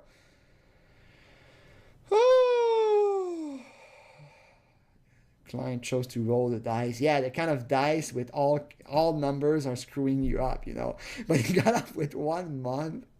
1 month in jail. Fucking unfair. Look at his face and tell me he doesn't look like a psychopath. The way his face is square, his tiny fucking chin, his neutral expression. He looks dead inside. He looks like I don't know, not necessarily a survivor of child abuse. He looks like, I don't even know how to say how he looks. He looks crazy. He looks like in vitro fetus alcohol syndrome. Okay, he looks like his mom drank when she was pregnant of him, and his brain didn't fully develop. And there's like a couple fuses missing up there, you know. And his hair looks like dog fur. 20 male, how old is he? I guess he's 20. I guess he's a 13-year-old girl. That's still a too big difference, you know. I hate this fucker so much. I hate this fucker. Why would you get with a 20-year-old guy? What does he say? That's me licking you. Oh, man, I hate this guy. I'm just worried we'll get caught. Are you calling the cops on me? Oh, man. I'll dream about you naked to soothe me. Oh. Yeah, you have met me somewhere, and who knows? I guess it's not too graphic, you know. Yeah, she told me she wanted to make out with her, eat her out, and eat out her butt. What I did. I didn't do the butt part anyway. Right, but everything else, disgusting pig. But yeah, I guess he's not too graphic. I guess I can kind of forgive him a little bit. But he's so fucking... We're gonna have to cover this guy's chat log at some point. He's just so weird. We'll let Nathaniel, there's only like 30 seconds left of this, so we'll let Nathaniel close it out, and then we'll probably end it after this. I lost most of the viewers with Nathaniel, which makes me feel good, you know, because means you mostly stuck around for me. Alright, let's just keep going. And that's him today. He hasn't really improved. If I look at him today, he still looks like a guy that had like a partial lobotomy. Like he gazes at you like there's a void. Like it could be like there's like, you look at him, you see nothing. You see a shell. You see like somebody he looks extremely tired all the time. But he looks like he's given up inside. Like he looks like he's empty. He has no soul. That's not his best picture. I guess he's about to be taken off the registry. He only was sentenced to 10 years. Piece of shit. I hate this guy. I hate him so much. Thanks for watching. Oh, okay. That's it just kind of ends. Yeah, that's Nathaniel. That was not like Nathaniel usually covers lore and stuff. I figured we start with something random. I think I'm gonna devote a stream to just watching some Nathaniel stuff one day, because he's a very interesting character in the whole TCAP community. But I think that's really all I got for the night. It's almost 9 p.m. my time. Getting pretty tired, so gonna call it here. I don't know how this is the stream we're watching right now. How is that recommended? That's crazy. We're gonna call it here, but as always, I will play some tunes and hang out on chat for a couple minutes before we call the night. So I appreciate everybody hanging out. Ice Truck, Mock, Human Hand Cube, Eddie, Addy was here, I know, Keanu, and Moro, just everybody that showed up. I appreciate y'all. Have a good rest of your night.